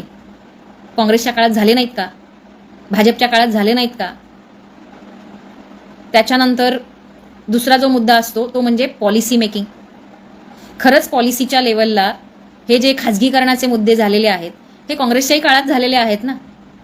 भले त्यांचा स्लो रेट असेल, पद्धत वेगळी असेल, परंतु त्यांनी हे सगळे मुद्दे आणलेले आहेत ऑलरेडी. ह्यांनी फक्त फास्ट स्पीडनी त्याला पुढे नेण्याचा प्रयत्न केला. आता पुढे मिळेल की नाही मिळेल, आताच करून टाका, अशा एका घाईने, हुकुमशाही पद्धतीने ते रेटण्याचा त्यांनी प्रयत्न केलेला आपल्याला दिसतो. आणि त्यामुळे आपल्याला असं वाटतं की खूप सारी त्यांनी संविधानाची जी आहे ती पूर्णची पूर्ण वाट लावली की काय. परंतु हा प्रकार स्लोली काँग्रेस किंवा तत्सम संविधानवादी म्हणणारे पक्ष करतायत का, ह्याची आपल्याला हिस्ट्रीमध्ये तरी काँग्रेसने केलेली आपल्याला दिसते. म्हणजे उदाहरणार्थ आरक्षण जे 10% दिलं गेलेलं आहे तो मुद्दा काँग्रेसनीच कधी काळी मांडलेला आहे. आता मला साल एक्झॅक्टली आठवत नाही, माझ्याकडे त्याची पण टिप्पणी आहे की 10%चा मुद्दा, सवर्णांना आरक्षण देण्याचा मुद्दा, 10%च देण्याचा, 10% होते त्यावेळेला सुद्धा, तो देण्याचा मुद्दा स्वतः काँग्रेसनीच ते बिल आणलेलं होतं. त्याच्यामुळे बीजेपीने आणलं आणि ते पास करून घेतलं, त्यांच्या पद्धतीने पास करून घेतलं. त्यांना दिसलं काँग्रेसमध्ये की काँग्रेसच्या पद्धतीने होत नाही, आपल्याला या पद्धतीने करावं लागेल, म्हणून कदाचित केलं असेल, आय डोंट नो, किंवा म्हणूनच ते तेवढे फास्ट पण जात असतील, I don't know. But thing is की हे दोन्हीही पक्ष पॉलिसी एकच राबवत आहेत. यांचा स्पीड जास्त आहे कारण त्यांना तेव्हा असं वाटलं की काँग्रेस जे आहे ते कमी स्पीडनी आणि फार जास्त, ज्याला आपण म्हणू की प्रोसिजरल किंवा ह्यांची त्यांची मदत घेऊन त्यांना पुढे जायचं असल्यामुळे त्यांना अडचणी येत आहेत, आणि म्हणून भाजप त्या पद्धतीने मोठ्या प्रमाणामध्ये त्यांनी फास्ट केलेलं आपल्याला दिसतं. त्याच्यामुळे चिकित्सा करत असताना मग फक्त बाळासाहेबांची का करायची, ते तर सत्तेत सुद्धा नाही अजून. त्यांनी हरवल्याचा म्हणजे मला तर खरंच आश्चर्य वाटतं. औरंगाबादमध्ये जलिलांनी पण तो आरोप केलेला आहे. त्यांच्या जर मतांचं आपण जर गणित बघितलं 2024च्या इलेक्शनमध्ये त्यांना जे मतदान झालेलं आहे ते मतदान आहे 3 लाख काहीतरी, 41,000 असं मतदान आहे त्यांचं. एकच मिनिट, औरंगाबाद, येस, औरंगाबादमध्ये 3,41,000 हे मतदान त्यांचं 2024चं आहे. त्यांचं मागचं मतदान जे होतं जेव्हा वंचित बरोबर आपली आघाडी होती, युती होती, त्यावेळेला त्यांना 3,89,000 झालेलं होतं. आता जे फरक आहे तो फरक म्हणजे तिथे जे खैरे आणि त्याच्यानंतर जे इंडिपेंडंट थांबलेले जे आहेत म्हणजे उबाटा गटाचे खैरे, त्यांना काहीतरी 2,93,000 त्या घरामध्ये आहेत. मला आता इथे संख्या दिसत नाही आहे, पण तो जो डिफरन्स आहे तो डिफरन्स आणि ह्यांचं जर आपण गणित बसवलं, कारण आपल्याला 2024मध्ये 69 69,000चा काहीतरी डिफरन्स दिसतोय.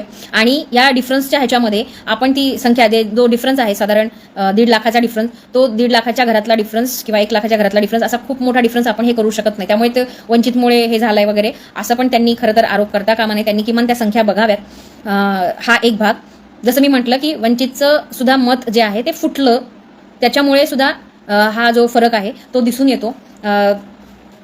सगळ्यात महत्त्वाचं म्हणजे इथे भाजपला हरवणं आणि संविधान वाचवणं हे लॉजिक किंवा हे ह्यांनी जे आहे ना करिश्मॅटिक हा आणलेला आहे. परंतु हे नॅशनल लेवलला झालं किंवा चाललं असं आपण म्हणूया, परंतु ते विधानसभेला चालेल असं मला वाटत नाही. तर ह्या 2 बाबी मला इथे सांगणं गरजेचं होतं. जसं हिंदूंना भाजप नेहमी हिंदू खतरे में है असं सांगून त्यांना इमोशनल ब्लॅकमेल करत असते आणि त्यांचं मतदान घेत असते. खरंच हिंदू खतरे में असतो का? हिंदू इतके शंड आहेत का की ते खतरे में राहतील? म्हणजे मला ह्या गोष्टीचा अजिबात हे वाटत नाही. तशाच पद्धतीने आपल्याला सुद्धा आपला डर कशात आहे, आपल्याला भीती कशाची वाटेल, त्याच गोष्टीला मोठं फुगवून सांगण्यात आलेलं आहे. आणि ते म्हणजे संविधान खतरे में है. त्यामुळे संविधान वाचवण्याची जबाबदारी कुणावर आहे? आमच्यावर नाही, तुमच्यावर आहे. तुम्ही वाचवायचंय. त्यामुळे तुम्ही आम्हालाच मतदान केलं पाहिजे, कारण ते आम्हीच आमच्या माध्यमातूनच वाचू शकेल, दुसरं कोणी वाचवू शकत नाही. ही जी काही एक मानसिकता, हा जो माइंड गेम आहे, या माइंड गेमला समजून घेण्याचा प्रयत्न आपण सगळ्यांनी करावा. कॉन्स्टिट्यूशन बदलणं ज्याला मी वेगळ्या पद्धतीने म्हणेल, खूप स्लो प्रोसेस नी जावं लागेल ज्यांना कुणाला बदलावंसं वाटतं. पण मला असं वाटतं की ह्या प्रक्रियेमध्ये एक गोष्ट अजून झाली जी मी पॉझिटिव्हली पण या अनुषंगाने मांडू इच्छिते, की भले आता ते कशाही मुळे असो, भाजपला रोखलंय का त्यांनी तसं बघितलं तर. म्हणजे 272चा जो आकडा होता, 242 आपल्या 237 काय जे असेल त्यांचं जे आलेलं आहे, आणि प्लस त्यांना चंद्रबाबू नायडू आणि JDU नितीश कुमार यांच्या माध्यमातून त्यांचा 272चा आकडा कंप्लीट होतो आहे. म्हणजे केंद्र सरकारमध्ये NDAचं सरकार येतंय. केंद्र सरकारमध्येच रोखण्याचा मुद्दा होता ना आताचा अजेंडा, आणि संविधान वाचवण्याचा. मग केंद्रात येण्यापासून रोखलं का? तर मला नाही दिसत आहे, कारण केंद्र सरकारमध्ये ते आलेले आहे. त्यामुळे पुढच्या ह्याच्यामध्ये पुन्हा एकदा हे कार्ड खेळण्याची शक्यता नाकारता येत नाही. त्यावेळेला मला असं वाटतं की कुठलाही पक्ष इथून पुढच्या सगळ्या त्या ह्याच्यामध्ये युत्या करण्याच्या पलीकडे तुम्हाला जिंकून येणं अवघडच होत जाणार आहे. आणि ज्या ज्या जाती जागृती होतील ज्यांच्यामध्ये आणि त्या सत्तेमध्ये वाटा मागायला लागतील, त्यावेळेला ते त्यांचा पक्ष, त्यांचं बार्गेनिंग वाढवण्याचा प्रयत्न करणार. आणि त्या नादामध्ये पुन्हा एकदा अशी जी गोष्ट होते की भाजप येतं निवडून, असंविधानिक लोक येतात निवडून. त्यामुळे मला असं वाटतं की ह्या मानसिकतेला आपण कुठेतरी हे दिला पाहिजे की इव्हन काँग्रेस किंवा तत्सम संविधानवादी म्हणणारे पक्ष हे सुद्धा केंद्रामध्ये भाजपला येण्यापासून रोखू शकलेले नाहीत. आणि रोखण्यासाठीचा जो काही एक मानसिक आधार त्यांना मिळाला, जो ह्या मतदानाच्या माध्यमातून मिळालेला आहे, तो व्हाया SC/ST येतो. तो केवळ त्यांच्या जीवावर येत नाही. त्यांनी सुद्धा अनेक पक्षांच्या युत्या आघाड्या केल्या आणि अजून जास्त स्ट्रॉंग, म्हणजे ज्याला आपण म्हणतो ना शुअर शॉट जे आहे, असं जर सरकार यायचं असेल तर त्यांना अशा छोट्या छोट्या स्वतंत्रपणे लढणाऱ्या पक्षांची दखल घ्यावी लागेल. आणि ती घेतली नाही तर पुन्हा असंच पद्धतीने, म्हणजे असं होऊ नये हे फक्त आम्हालाच का वाटावं? उलट आम्हाला तर कधीच सत्ता मिळाली नाही, तुम्ही तर इतके वर्ष सत्ता उपभोगतच आहात. मग त्याच्यातलं थोडंसं द्यायला ती मानसिकता का येत नाहीये? आणि ही मानसिकता आपल्याला आणायची असेल, कुणाचाही जो एक हवा गेलेली असते डोक्यातली ती जर उतरवायची असेल, तर तुम्हाला तुमचे कार्ड खेळले पाहिजे, स्वतंत्रपणे खेळले पाहिजे. त्याला पर्याय नाही. दुसरा एक मुद्दा ह्याच्यातनं मला मांडावासा वाटतो, आणि तो म्हणजे की ज्या काय म्हणू आपण त्याला, की व्यक्तिगत लेवलला काही आरोप केले जातात. जसं आता हे सगळं मी एक थोडंसं सामूहिक फिलॉसॉफिकल आयडिओलॉजिकल त्या अँगलनी सुद्धा हे असंच राजकारण करता येतं. आंबेडकरवादी राजकारण हे अशाच पद्धतीचं असू शकतं की ज्याच्यामध्ये सगळ्यांना म्हणजे हे सामावून घेणं, आणि अशाही लोकांना सामावून घेणं ज्यांना कुठलाच व्हॉइस नाहीये, त्यांना व्हॉइस देणं, त्यांना त्यांचा व्हॉइस आपण बनणं, हे खूप मोठी गोष्ट आंबेडकर करता आहेत. आणि इंडिव्हिज्युअल काही म्हणजे आपण ज्याला म्हणू की पक्ष म्हणूनच्या किंवा त्या ज्या त्रुटी आहेत म्हणजे उदाहरणार्थ अनेक क्लास, म्हणजे मी मगाशी म्हटलं मध्यम वर्ग हा त्याच्यासाठी वापरला शब्द, सगळेच मध्यम वर्ग ह्याला काही अपवाद पण आहेत, सरसकट मी सगळ्यांना नाही घेऊ शकत त्याच्यामध्ये, पण तरीही मध्यम वर्ग हा मोठ्या प्रमाणामध्ये थोडा काँग्रेसला फॉर असलेला, किंवा काँग्रेसला म्हणण्यापेक्षा ह्याला रोखण्यासाठी, म्हणजे चांगल्याच इंटेन्शननी घेते हे, की त्याला रोखण्यासाठी म्हणून तो त्या साईडला गेलेला आहे. तर माझं असं म्हणणं आहे की त्याला रोखण्यासाठी तिकडे जाऊन काम करण्यापेक्षा आपला पक्ष वाढवण्यासाठी आपण काय करतो आहोत. म्हणजे उदाहरणार्थ एका मतदारसंघामध्ये लोकसभेच्या जर 2 ते 2,500 किंवा 2 ते 3,000च्या घरामध्ये बूथ आहेत, पोलिंग बूथ, आपण किती बूथ एजंट देऊ शकतो आपला पक्ष, म्हणजे एका ह्याच्यामध्ये. कारण आम्ही हे प्रत्यक्ष काम केल्यावर आम्हाला ते अनुभवायला आलेलं आहे की आपल्याला एका बूथला एक माणूस सुद्धा मिळत नाही बऱ्याचदा. एक माणूस खरं तर 2-2 पुरवायला पाहिजे जे बूथमधलं. कारण मी त्याच्यावरही आता राजकीय साक्षरता अभियानामधनं एक लेक्चर ठेवणार आहे, कारण आता इलेक्शन संपलेलं आहे, त्याच्यामुळे बरेच जण त्याच्यावर ओपनली बोलू शकते की बूथ एजंटचं जे काम आहे, पोलिंग एजंटचं जे काम असतं आतमध्ये, ते खूप महत्त्वाचा रोल प्ले करतं. आणि तिथे तुमचा माणूसच नाहीये काही बघायला. माणसाची ही जी वाणवा आहे, हे कोण, हे ह्युमन रिसोर्स कोण पुरवू शकतं? ज्याच्याकडे वेळ आहे, ज्याचं पोट भरलेलं आहे, त्यांनी पुरवायला पाहिजे. तर आपल्या या पक्षाची सगळी कामं, ही जी बार्गेनिंग, म्हणजे आत्ताच्या ह्याच्यामध्ये मी तुम्हाला सांगते, आपल्याला 18 लाखाचं मतदान झालेलं आहे, 18,33,000 काहीतरी असं मतदानाचा आकडा येतो. ते पण आपण केवळ 38 काहीतरी जागा आपण केलेल्या आहेत. म्हणजे त्या मागच्या वेळेला ज्या 47 होत्या, एक MIM ची सोडली तर 48च्या 48 जागा आपण हे केल्या होत्या, कव्हर केल्या होत्या. ह्याच्यामध्ये आपण त्या कमी केल्या. बऱ्याच ठिकाणी आपण इतरांना पाठिंबा दिलेला. हे जे काही केलेलं आहे त्याच्यामुळे सुद्धा कमी झालेलं आहे. दुसरं, ह्या भीतीमुळे जो अर्धा क्लास आपला तिकडे गेलेला आहे. मला सांगा, 18 लाख कमी झाल्यामुळे बार्गेनिंग पॉवर कुणाची कमी झाली? मग हे जर त्यांचं राजकारण असेल, कुणाचं, प्रस्थापितांचं, सत्ताधाऱ्यांचं हे राजकारण आहे की ह्यांची बार्गेनिंग पॉवर मला कमी करायची आहे, हे त्यांचं राजकारण सक्सेस झालं की नाही? तर त्याचं उत्तर हो आहे. कुणामुळे झालं? आपल्यामुळेच झालं. आपली बार्गेनिंग पॉवर ही आपण कमी केलेली आहे. आपल्या पक्षाला आपण बळ द्यायला पाहिजे, म्हणजे तो बार्गेनिंग, त्याची पॉवर जी आहे ती वाढेल. 42 लाखावर बार्गेनिंग पॉवर वाढली ना. आणि मला आठवतं, मी स्वतः जेव्हा आम्ही माढामध्ये काम करत होते त्यावेळेला अक्षरशः जे बिगारी लोक आहेत, म्हणजे कन्स्ट्रक्शनच्या कामामध्ये घमेलं वगैरे उचलून, विटा वगैरे उचलून देणारी जी बिगारी लोक असतात, त्यांना दर महिन्याला 5,000 सुद्धा मिळत नसतील, अशा माणसांनी माझ्यासमोर 5,000ची बाळासाहेब वंचित पक्षाला मदत केलेली आहे. त्याचे हे महिन्याचे सुद्धा नसलेले पैसे, म्हणजे त्यांनी ते दान केले. एवढी दानत आहे का क्लासमध्ये? क्लास करतो का अशा पद्धतीने? जे फुल टाइमच लागतात या पक्षांसाठी, कधीही अवेलेबल असलेला पाहिजे. आंदोलन करायचं म्हणजे असं आपल्या सोयीनुसार आंदोलन करता येत नाही. ज्या वेळेला ॲट्रोसिटी झाली त्यावेळेला तिथे माणसाला जावं लागतं. त्यावेळेला कधीही अवेलेबल असलेल्या माणसाचं आपण काय नियोजन केलेलं आहे? त्याची जबाबदारी आपण घेतो का? बरं ठीक आहे, त्याची जबाबदारी तुम्हाला घ्यायची नाही आहे, मग मी स्वतः तिथे उतरतो, असं आपण काही करतो का? आणि मग ते करत नसू, तुमच्या पक्षाला मजबूत बनवण्यासाठी दुसरे लोक आपल्याला हायर करावे लागणार का आता? का हायर करावेत का? आणि कोण येईल मग? हा पक्ष, आंबेडकरवादी कुठलाही पक्ष, आंबेडकरवादी राजकारण जर टिकवायचं असेल, चालवायचं असेल, इथल्या या जाती व्यवस्थेच्या आपल्या पुढच्या पिढीला त्रास नको हवा असेल, तर तुम्हाला तुमचं बार्गेनिंग पॉवर वाढवणं हा आंबेडकरवादाचा एक राजकारणाचा भाग आहे, जो बाबासाहेबांनी त्यावेळेपासून, जेव्हा कुठलाही पक्ष आपल्यासाठी नव्हता, किंवा कुठलेही जे अस्तित्वात असलेले पक्ष होते, जे आपले प्रश्न घेत नव्हते, आपल्याला प्रतिनिधित्व देत नव्हते, त्यावेळेला तुम्हाला किंमत आणली, ती स्वतंत्र राजकारणामुळे आणली. ती बार्गेनिंग पॉवर ही स्वतंत्र राजकारणामुळे त्यांनी तयार केलेली आहे. त्यामुळे स्वतंत्र राजकारणाचा अर्थ तुम्ही समजून घ्या, तो इतका हे नाही. आणि दुसरं असं की मेहनत ही एका ह्याच्यामध्येच रिझल्ट, आपण इतके इम्पेशंट कसे आहोत? म्हणजे ठीक आहे, आपल्याला इतके वर्ष नाही मिळाली असंही गृहीत धरून मी हे सगळं बोलते आहे. माझं असं म्हणणं आहे की इतके वर्ष भाजपकडे रिसोर्सेस असताना, रिसोर्सेस, फंडिंगचे म्हणजे इकॉनॉमीचे रिसोर्सेस आहेत, मॅन पॉवरचे रिसोर्सेस आहेत, इंटेलेक्च्युअल रिसोर्सेस आहेत, एवढं सगळं असताना सुद्धा त्यांना खूप उशिरा इंडिपेंडेंटच राजकारण त्यांनी सुद्धा केलेलं आहे. मग आपल्याला किती वर्ष लागतील जेव्हा आपल्याकडे काहीच नाही आहेत? मला सांगा, आता जे अजित पवारांचा गट आहे NCP, त्या गटाला 20 लाखाचं मतदान झालेलं आहे. किती पॉवरफुल आहे, काय आहे, हे सगळं आपल्याला माहिती आहे. म्हणजे त्यांच्याकडे जातीचं गणित आहे, पैशाचं गणित आहे. एवढं सगळं असताना 20 लाख मिळालेत. त्याच्या विरोधात एक तरी ब्र अक्षर आहे कुणाचा? आणि काहीही न करता, आपल्या वेळेतला वेळ देऊन, आपल्याच पॉकेटमधले पैसे देऊन आपल्या उमेदवारांसाठी 18 लाख खेचून आणलेले आहेत. या 18 लाखांबद्दल म्हणजे ज्याची 3.6% मला वाटतं आता त्याचं टक्केवारी होते, त्याचं आपण काहीच बोलणार नाही, त्याच्यासाठी फक्त ट्रोल करणार.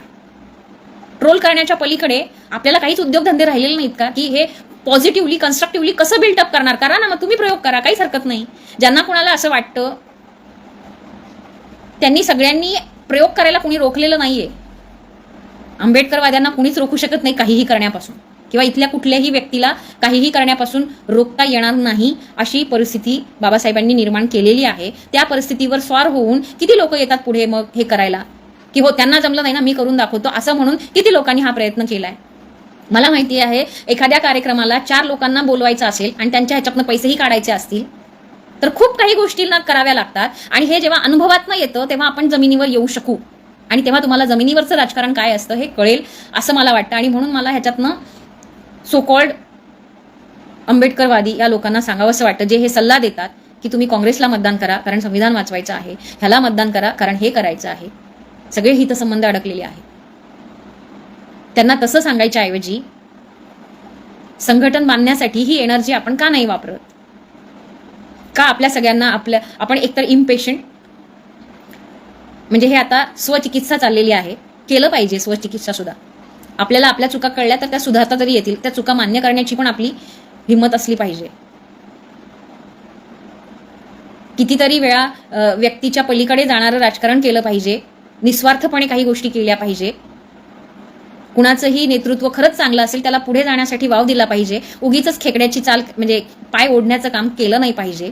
ह्या प्रवृत्त्या आपण कधी वाढवणार आहोत? ह्या प्रवृत्त्या जर आपण वाढवल्या तर मला असं वाटतं की चांगल्या पद्धतीचं राजकारण तुमच्या जीवावर सुद्धा होऊ शकतं. आणि तेवढं राजकारण जरी आपण करू शकलो तरी मला असं वाटतं की त्याची जोड त्याच्या सपोर्टनी मोठं राजकारण, मोठं एक अनेकांना व्यापून राहणारं राजकारण आपल्याला करता येऊ शकतं, असं मला ह्या अनुषंगाने मांडायचं आहे. आणि त्याच्यामुळे मला असं वाटतं की ह्या 2024च्या इलेक्शनकडे कुणीही निगेटिव्हली बघण्याचं कारण नाही. त्या पद्धतीने त्याचं विश्लेषणही करायची गरज नाही. मला असं वाटतं की ह्याला खूप पॉझिटिव्हली बघता येऊ शकतं. फक्त ती दृष्टी, आंबेडकरवादी दृष्टी आणि तो पेशन्स तुमच्याकडे असला पाहिजे. तिसरा, मेहनत करण्याची, घेण्याची. म्हणजे मी तुम्हाला सांगते, जे सोसायट्यांमध्ये मी त्याच्यावरही प्रयोग करते आहे, सोसायट्यांमध्ये राहणाऱ्या ह्याच्यामध्ये एंट्री मिळत नाही. किती लोक सोसायट्यांमध्ये सोसायटीतल्या लोकांना बांधण्याचं काम करतात. किती लोक शिक्षक संघटना म्हणून संघटना बांधण्याचं काम करतात. म्हणजे राजकारण तर बाजूलाच राहिलेलं आहे. म्हणजे तुम्ही जर कम्युनिस्टांचं हे सगळ्यांचं जेव्हा अभ्यास करतो आपण, त्यांचं जे काही राजकारण आपल्याला दिसतं तेव्हा त्यांच्या वेगवेगळ्या या ज्या संघटना आहेत, ज्या म्हणजे कांशीराम साहेबांचं मॉडेल आपण नेहमी उदाहरण देत असतो, कामगारांचं, म्हणजे ज्याला नॉन पॉलिटिकल रूट्स त्यांनी म्हटलं. खरंच आपल्यातले राजकारण न करणारे, म्हणजे प्रत्यक्ष राजकारणामध्ये नसलेली, राजकीय पक्षांमध्ये नसलेली लोक, हे जे नॉन पॉलिटिकल रूट्स आहेत, हे किती हे करतात, मानतात. म्हणजे माझ्यासकट मी हे आरोप माझ्यावरही घेते, माझे प्रयत्न कमीच पडत आहेत, परंतु हे प्रयत्न जे आहेत ते करायला पाहिजे. त्या प्रयोगातनं आपण खूप काही शिकू आणि मग पुढच्या पिढीला काहीतरी सांगू की बाई असा प्रयोग केला, त्याच्यामध्ये हे प्रॉब्लेम्स आले, हे सोडवले तर असं जाऊ शकाल. किमान हे सांगण्या इथपर्यंत आपलं काम असलं पाहिजे, तर आपण त्या गोष्टी सांगू. मग नॉन पॉलिटिकल रूट्समध्ये आता जो अभ्यासक्रम बदललेला आहे का कुठल्या शिक्षक संघटनेने त्याच्यावर भाष्य केलंय, बोललेत? ऑनलाईन मी स्वतः जेव्हा मी आम्ही निषेध नोंदवलेला आहे किंवा त्याच्यातल्या ज्या काही गोष्टी आम्ही बोललेल्या होत्या, एक ड्राफ्ट पण मी केलेला होता, तर त्याच्यामध्ये ऑनलाईन सुद्धा फार कमी प्रतिक्रिया आलेल्या होत्या. म्हणजे ह्या ज्या रूट्स बांधण्याचा आहे ह्यासाठी आपण काही प्रयत्न करतो. फक्त सल्ला देण्याच्या पलीकडे मला वाटत नाही आपल्याला फार काही येतं. सल्ला खूप चांगला देऊ शकतो, आयडियली खूप चांगला असतो तो सल्ला, त्याच्याबद्दलही दुमत नाही. पण तो सल्ला प्रत्यक्षामध्ये कसा आणायचा ह्याचे फॉर्म्युले कोणीही देत नाही, कारण की प्रत्यक्षामध्ये काम करत नसतो म्हणून. त्यामुळे मला असं वाटतं की आपण प्रत्यक्षामध्ये काम करायला उतरलं तर आपल्याला अनेक फॉर्म्युले सुचू शकतील. अनेक फॉर्म्युल्यांवर संघटना उभ्या राहू शकतात. संघटनेच्या माध्यमातून तुम्ही पिकेंचं, म्हणजे मी खूप जणांना ऐकते, पिकेंना तुम्ही जर ऐकलं असेल, प्रशांत किशोरला, कारण ती मेथोडॉलॉजी बाबासाहेबांची आहे. लोकांमध्ये जाऊन काम करणं, लोकांमध्ये असणं. तुम्ही 4 लोकांशी मैत्री केली तर ते मित्राचं जे रूपांतर आहे ते वोटिंगमध्ये होऊ शकतं ना. तुमचे मित्रच नाही, तुम्ही कोणाला सांगणार वोटिंग करा म्हणून? आणि का करतील मग ते? तुमचं तेवढं बॉन्डिंगच नाही की तो तुमच्या ऐकण्यातलाच नाहीये. किंवा कन्व्हिन्स केलं आणि कन्व्हिन्स करून तो ऐकतो, अशा ह्याच्यातली जर परिस्थिती नसेल तर मला असं वाटतं की स्कोप भरपूर आहे, काम करायला भरपूर गोष्टी आहेत. केवळ एकमेकांचे पाय खेचण्याच्या पलीकडे ह्या गोष्टी जर आपण करू शकलो तर मोठ्या प्रमाणामध्ये त्याचं जे काय म्हणू आपण रिफ्लेक्शन, त्याची जी परिणाम जो आहे तो राजकारणावर सुद्धा झालेला दिसेल आणि एक यशस्वी आंबेडकरवादी राजकारण होऊ शकतं. उलट माझं असं म्हणणं आहे की ह्या सगळ्या पिरियडमध्ये खूप मोठा स्कोप होता, अजूनही तो आहे, तो आपण ह्या सरेंडर होण्याच्या प्रक्रियेमुळे गमावून बसतोय. तो गमावता कामा नये.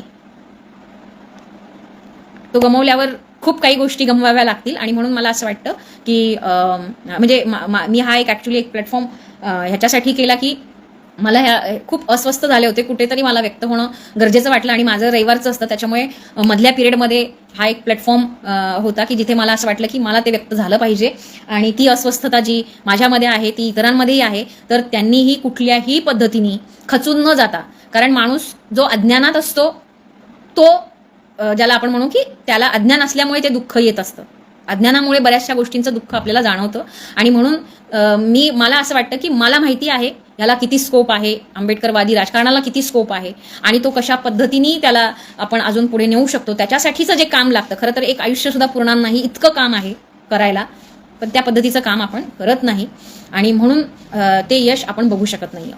नाहीतर याच जन्मी आपल्याला हे यश बघायला मिळू शकतं, परंतु काम करण्याची गरज आहे. वेगवेगळ्या तुम्ही जिथे कुठे आहात, तुम्ही बुद्धाचा मैत्रीचा जो मार्ग आहे तो अवलंबावा. बुद्धाच्या मैत्रिणी अनेक लोकांना कन्व्हिन्स करता येऊ शकतं. थोडक्यात संघटन बांधण्याचा मुद्दा आहे हा. तुम्ही कशाही पद्धतीने आणि सगळ्या क्षेत्रांमध्ये आंबेडकरवाद घेऊनच तो मांडा, कारण आंबेडकरवादामध्ये तेवढी ताकद आहे. तुम्ही हे लक्षात घ्या की काय म्हणू आपण, कुठल्याही पक्षाबरोबर आंबेडकर हे नाव नसेल म्हणजे मला काँग्रेसनी सुद्धा, उबाटानी सुद्धा किंवा कुठल्याही भाजपनी सुद्धा विदाऊट आंबेडकर राजकारण करून दाखवावं आणि एवढी मेजॉरिटी संख्या घेऊन दाखवावी. म्हणजे मी तुम्हाला सांगते की ह्या 2024च्या पण इलेक्शनमध्ये केवळ संविधानाची भीती दाखवल्यामुळे बीजेपीची निगेटिव्ह इमेज जी झालेली आहे त्याच्यामुळे त्यांनी त्यांच्या इंटरनल ह्याच्यामध्ये ह्या चर्चा सुरू केलेल्या आहे. त्यामुळे बाबासाहेबांना वगळून कुणाला राजकारण करता येईल तर माझं म्हणणं आहे तो तर आपला आयडियल आहे, आपला बाप आहे, तर आपण त्याला एनकॅश का नाही करू शकत आहोत.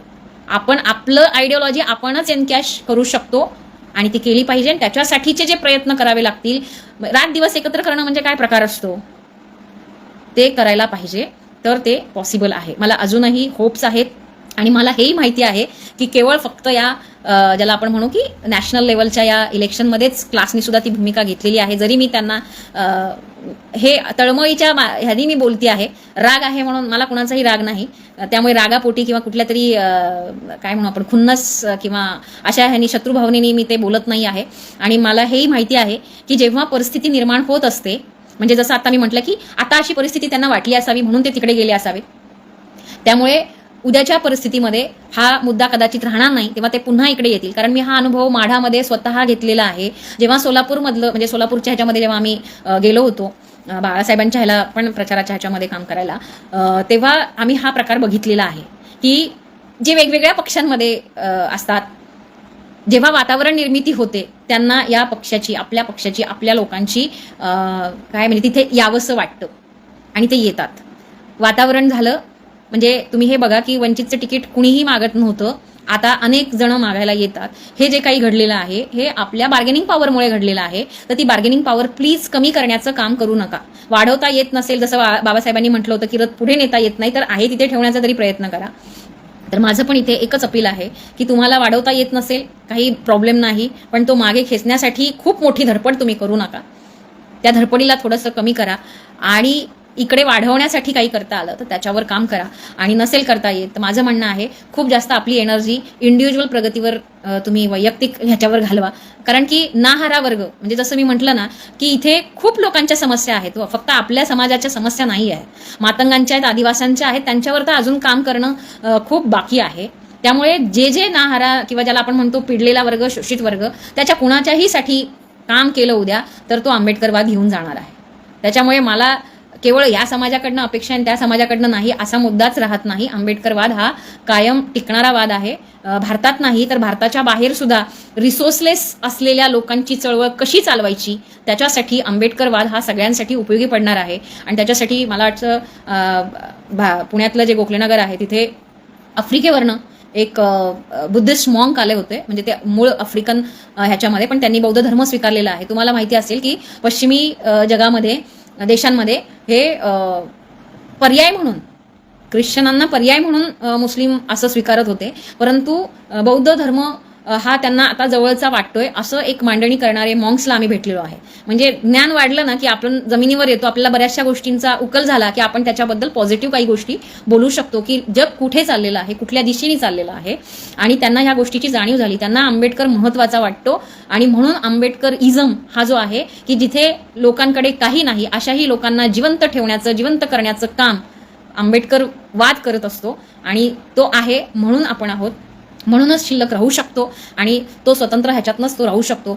त्याचं सरेंडर, त्याचं विकृतीकरण केल्याने ते राहणार नाही असं मला वाटतं. त्यामुळे मी या 2024च्या इलेक्शनच्या निमित्ताने आता सध्या तरी म्हणजे एवढंच बोलू इच्छिते. तुम्ही ओव्हरऑल जर बघितलं तर ओपनच्या लोकांनी भाजप, ज्याला आपण म्हणू उबाटा, ह्या सगळ्यांना स्थान दिलेलं आहे किंवा त्यांचं स्थान टिकवलेलं आहे. तरीसुद्धा त्याच्यातनं सुद्धा मी असं म्हणेन की त्याच्यामध्ये चेंजेस आणायचे असतील, त्यांची जातीय मानसिकता बदलवायची असेल तर आंबेडकरवादच हा घ्यावा लागेल. जनतेमध्ये मोठ्या प्रमाणामध्ये आंबेडकरवादाबद्दल किंवा आंबेडकरांबद्दल एक जागृती झालेली आहे. तर ते प्लीज एनकॅश करण्यासाठी काम करा. त्याचं डिमोशन किंवा त्याचं जे खाली आणणं म्हणतो आपण त्याला, डाऊन करणं, हे ॲटलिस्ट करण्याचं काम करू नका. त्याच्यासाठी माझं एक म्हणणं राहील की विधानसभेमध्ये अजूनही होप्स ह्याच्यासाठी आहेत की विधानसभेचं गणित हे पुन्हा एकदा वेगळं असणार आहे. युती होवो न हो, ते आपल्याला युतीमध्ये घेवो न घेवो, आपल्याला आपलं राजकारण, मगाशीच मी म्हटलं की त्यांचं राजकारण हे तुम्हाला कशा पद्धतीने तुमचं स्वतंत्र राजकारण मला बंद करता येईल आणि तुमच्यातले फक्त जे कांशीराम साहेबांनी पुस्तक लिहिलं चमचे तयार करून चमचायुग तयार करता येईल, असं जर त्यांचं राजकारण असेल तर आपण हे त्यांचं राजकारण सक्सेस होऊ द्यायचं का, हा माझा मुद्दा आहे. आणि त्याच्यासाठी आपल्या स्वतंत्र बाण्याच्या पक्षांना, व्यक्तींना तुम्ही उभारी दिली पाहिजे, ना की त्यांना ट्रोल केलं पाहिजे. तर आणि ट्रोल करण्याचा पण राईट तेव्हा येतो जेव्हा तुम्ही त्यांच्यापेक्षा जास्त, म्हणजे तुम्ही 18 लाखापेक्षा जास्त मतदान आणून दाखवा, नक्कीच तुम्हाला तो राईट मिळू शकेल कदाचित. तसा न करता जर तुम्ही आणत असाल, आणि ते फक्त आंबेडकर या नावावर येत नाही हे पण तुम्ही लक्षात घ्या. म्हणजे बाळासाहेबांना फक्त आंबेडकर नाव आहे म्हणून त्यांना हे मतदान मिळतं असं अजिबात नाही. तर त्यांचं वैयक्तिक काम, त्यांना या समाजाची असलेली चिंता, म्हणजे अदर दॅन बौद्धेतर पण आहेत ज्यांची ते चिंता करतात, ज्यांना ते उभारी देतात. आणि असे प्रयोग त्यांनी सुरुवातीपासून केलेले आहेत, ते काही आताचे प्रयोग नाही आहेत त्यांचे. त्याच्यामुळे त्यामुळे सुद्धा हे जे मतदान आहे ते वाढत जातं असंही मी म्हणेन. सो थँक्यू की मला या प्लॅटफॉर्मवर माझी अस्वस्थता थोडीशी का होईना त्याला एक व्हेंटिलेशन मिळालं आणि तुम्ही सगळ्यांनी ऐकलं, त्याबद्दल धन्यवाद. काही विरोधातले पण मुद्दे असतील मांडा, आरपार चर्चा झाली चालेल, कारण या आरपार चर्चेतनं तरी काहीतरी मार्ग आपल्याला सापडेल, आपले गैरसमज दूर होतील. त्याच्यामुळे तशाही पद्धतीच्या कमेंट्स वेलकम आहेत. मला त्याची काही म्हणजे हे नाही वाटत नाही मला. जसं मी मगाशी म्हटलं की सगळ्या गोष्टींची तयारी ठेवलेली आहे आपण. त्यामुळे कोण काय बोलतं, कोण कुठल्या इंटेन्शननी हे सगळं बोलत आहे, त्या व्यक्तीच्या ह्याच्यावर तुम्ही केंद्र करा की तो व्यक्ती जो कोणी हे ट्रोल करतं किंवा बोलतं किंवा एकंदर या आंबेडकरी राजकारणाला, स्वतंत्र राजकारणाला जे नावं ठेवतात, त्यांना स्वतः तुम्ही वैयक्तिक प्रश्न विचारा की त्याचं कॉन्ट्रीब्युशन काय आहे, त्यांनी काय काय केलेलं आहे आजपर्यंत, आणि त्यांनी असे किती लोक निवडून आणलेत किंवा निवडून आणण्याच्या प्रयत्नामध्ये कितीपर्यंत त्यांनी मजल मारलेली आहे. म्हणजे उदाहरणार्थ मी तुम्हाला इथे खूप छान उदाहरण देईल, ते म्हणजे गजबिये यांचा जो मतदारसंघ आहे त्याच्यामध्ये त्यांना पडलेलं मतदान आत्ताचं आणि त्यावेळेला ह्याच्यातनं पडलेलं मतदान, हे सगळं बघण्याची गोष्ट आहे. त्यामुळे मला असं वाटतं की तुम्ही कशा पद्धतीने तुम्हाला नंतर जेव्हा दिलं जात नाही तेव्हा कसं बाहेर फेकलं पण जातं, तर अशी गत करून घ्यायची आहे का समाजाची. व्यक्तीची झाली तर एक वेळ आपण सहन करू शकू किंवा तो व्यक्ती ज्याची जितकी शक्ती असेल सहन करण्याची तो सहन करेल, परंतु समाजाची अशी स्थिती करणं ते कुठेतरी घातक आहे आणि ती बाळासाहेब होऊ देत नाही आहे. हे एक चांगलं आहे. त्यामुळे का होईना आज आपल्याला बोलायला मिळतंय त्या ओपनली काही गोष्टींवर टीका करता येते. तर थँक्यू. मी बऱ्याचदा थँक्यू म्हणून वाढवलेलं आहे, पण आता हा शेवटचा थँक्यू की सगळ्यांना जय भीम.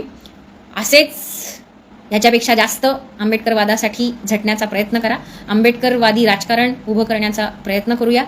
म्हणजे मी नुसता करा असं म्हणत नाही, करूया. माझ्या सकट सगळे कामाला लागूया जरा. अजून काही मतदारसंघ ह्याच्यामध्ये आहेत ज्याच्यावर आपण फोकस केलं तर विधानसभेमध्ये आपले आमदार निवडून येण्याचे चान्सेस आहेत. कारण आपलं मतदान हालत नाही, त्याला म्हणजे फार काही फरक पडणार नाही आहेत. आपल्यातला क्लास गेला तरीही खूप काही फरक पडेल असं वाटत नाही. काही ठिकाणी नक्कीच आपण ते करू शकतो. त्यामुळे भिवून जाण्याची पण गरज नाही. आणि ह्या सगळ्या ह्याच्यामध्ये अगदी आता शेवटचा थँक्यू म्हटल्यानंतर वाढवतेय की ईव्हीएमचा मुद्दा बऱ्याच जणांनी त्याच्यामध्ये हे केलेला होता. तर माझं असं म्हणणं आहे, आता काही लोकांच्या मनामध्ये अशी शंका येत असेल की आता ईव्हीएम बद्दल कसं बोलायचं. तर माझं म्हणणं आहे की कुठल्याही पक्षाचा काळ येऊ देत, तो काँग्रेसचा येऊ देत, संविधानवादी म्हणणाऱ्या लोकांचा येऊ देत किंवा असंविधान म्हणणाऱ्या लोकांचा असू देत, तो हुकुमशाहीकडे जाऊ नये मेजॉरिटीमध्ये. कारण हे सगळं ईव्हीएम कशासाठी वापरलं जात आहे, मेजॉरिटी आणण्यासाठी. तर मेजॉरिटी येऊ नये असं, म्हणजे हुकुमशाहीकडे जाऊ नये असं ज्यांना ज्यांना वाटत असेल, ज्यांना ज्यांना संविधानाची फार गरज वाटते आहे, म्हणजे आता जे सरकार येईल किंवा ह्याच्यानंतरचं जे येईल त्यांनी ईव्हीएम बंद करण्यासाठी प्रयत्न करावा. म्हणजे स्वतःच्यासाठी सुद्धा आपण काही एक नीतिमत्ता पाळली पाहिजे जी आपल्या राजकारणामध्ये दिसत नाही. भारतीय राजकारणामध्ये भारतीय नीतिमत्ता म्हणजे संविधानिक नीतिमत्ता ही जवळजवळ संपल्यात जमा आहे, जवळजवळ ती नाही आहे. आणि त्याच्यामुळे कॉन्स्टिट्युशनल मोरॅलिटी असल्याशिवाय माणसं इथले चांगले काही काम करतील असं दिसत नाही. आणि म्हणून ती कॉन्स्टिट्युशनल मोरॅलिटी नॅचरली या समाजाकडे असते जे शोषित असतात, आणि म्हणून ते करू शकतील असंही मला वाटतं. आणि त्याच्यामध्ये ओबीसी सकट मी हे सगळ्यांना म्हणते, वंचित म्हणजे राजसत्तेपासून जे जे दूर आहे, ज्या ज्या जाती दूर आहेत त्या सगळ्यांना हे लागू पडतं. तर फायनल जय भीम सगळ्यांना. आणि मी इथेच थांबते आता विथ होप की विल डू इट.